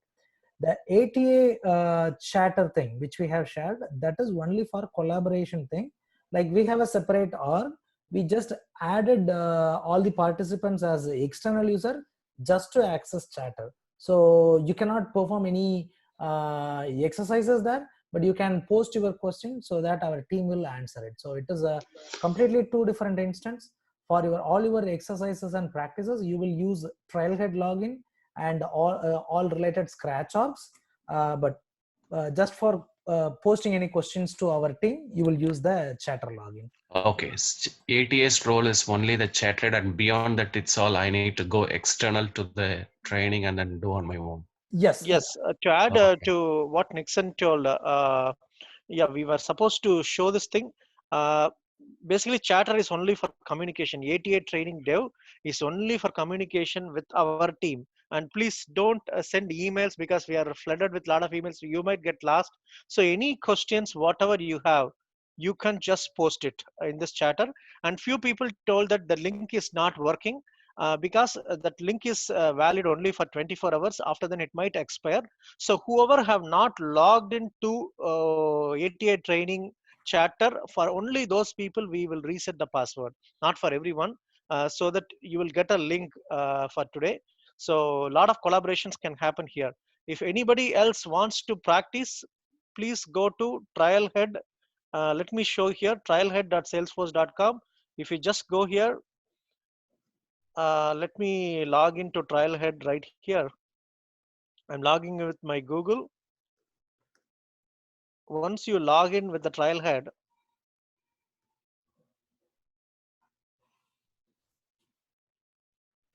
here is where you will do the practice. Okay. So you will, if you go here, you will see hands-on org. So for me, I have curious bear and cunning badger. This two hands-on org. You just click here. You will need to do practice only right here. And you can also connect your developer org here, developer org. You can create a new developer org and you can even connect it right here. So here is where you will do all the practices. Okay. And if you wanted to learn, you will go to this learn trial. Yeah, and people and you who, will just do it. yeah, people who couldn't log in into that chatter, please do a forget password in that particular page. So let's say you have that link, right? When you click that, it will take you to the ATA training -dev.ed blah blah blah. So you will have a you can see a link say forget your password. So if you click that, you should able to reset your password with the same email address you try to log in. So as I see Sedu has some question, let me unmute him.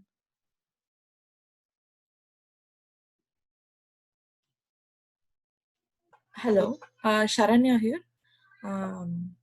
We can hear you. Yeah, Sharon, please go ahead. Yeah, actually, I have a doubt. Like you told about Sales Cloud, Service Cloud, Marketing Cloud in this session, today's session.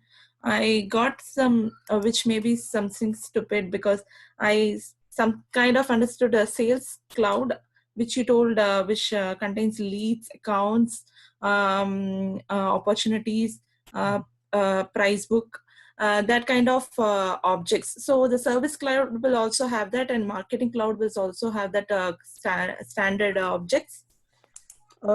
So what happens is Marketing Cloud is a product of Salesforce, and or let me put it in this way, the outcome of Marketing Cloud will be synced with lead and contact in Salesforce, because the outcome of marketing will be the sales, or it will be handed over to the sales. And for Service Cloud, yes, there are a few standard objects called cases, knowledge article, solution, entitlement. Yeah, it has a bunch of standard objects. We will try to cover the missed elements, especially the Service Cloud is not at all touched here today. Yeah. We will try to touch in we have remaining 3 days, right? So we will try to find a slot and add it to the agenda on that. But yeah, it definitely has about 20 objects for the Service Cloud, and Marketing Cloud and Pardot. It has a tightly coupled integration with the leads and contacts. So all the data will be two-way synchronized between these two systems.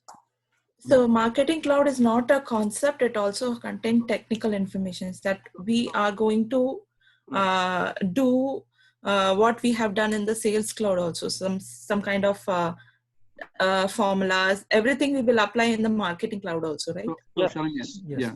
Just to kind of add in, thanks, Lena, to explain that. So from Marketing Cloud, think about it as a separate product, but it's connected with sales and service. So it's using the same data from both the systems, sales and service, but it pushes the data into the Marketing Cloud and you run your campaigns there. So from your knowledge standpoint, Marketing Cloud by itself doesn't have its own standard objects. It relies on Salesforce. But for some companies who may not have Sales Cloud or Service Cloud, you can import it through a file and work directly in Marketing. So that's how it is. Yeah, it's not a concept. It also contains its own tables, process. Right. It has its own process and all that. Yeah, so thanks for clearing, because I thought like marketing is like totally a different, which will not involve in coding, connecting. So right. thank you. It's definitely to Sharanya, to just explain you, you can become Sales Cloud consultant. There is a certification after admin. Admin is the entry door. After then, you can learn 2 weeks or 3 weeks. You can do Trailhead course and you can become Sales Cloud consultant. or service cloud consultant, and even there is a marketing cloud. There are several certifications. Okay. Those are all functional consultants. Relatively, I mean, you can take functional roles in this sales, service, and I mean, marketing cloud. It's like Okay. more like functional, but there are like a lot of development roles as well available. And Yeah. to just let everyone know that we have a session, AI in Action. It is organized by Silicon Valley chapter. So whoever wants to join can feel free to leave the chat room and can join that other session. So now I think next question, Mr. Velankani Raj, he has some question. This is Velankani Raj. This is not actually a question. On behalf of Pennsylvania Delaware chapter, I welcome the new people who started attending the sessions today. So I know that some of the people started today joining us. So on behalf of PA Delaware Chapter Valley, ATEA, American Tamil Entrepreneurs Association, we're very happy to welcome you for the Salesforce training, which is offered by ATEA in collaboration with Softsquare, a consulting company, which is led by Mr. Andy Giri. So we're very happy to welcome you. There are two other things. We are talking about chatter window and stuff like that. So please, at the end of this session, especially the new people, post your email addresses in the chat window at the end of this session today, so that you will be granted access to this chatter window as it was done last week. And second thing, there is a WhatsApp group, which is called as ATEA PA Delaware Valley number 2. It's a second WhatsApp group. That WhatsApp group address will be posted in the chatter window. Please join that, because we will also post the recorded session of last week and the recorded session of this week as well. So you can bring up to speed from last week, and you can continue following up this week as well. So it'll help you to know all the recorded sessions. Please join us in WhatsApp group number 2. Thank you. Thank you, everyone. I think, is there any other question anybody wants to talk?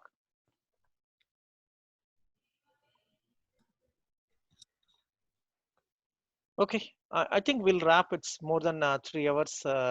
Thank you, Softsquare team, Andy Giri, Nixon, everyone. And tomorrow it's going to be the 8 to 12, 8 a.m. to 12 p.m. It's a long day session. We'll have a 15-20 minutes break, definitely for your breakfast at least.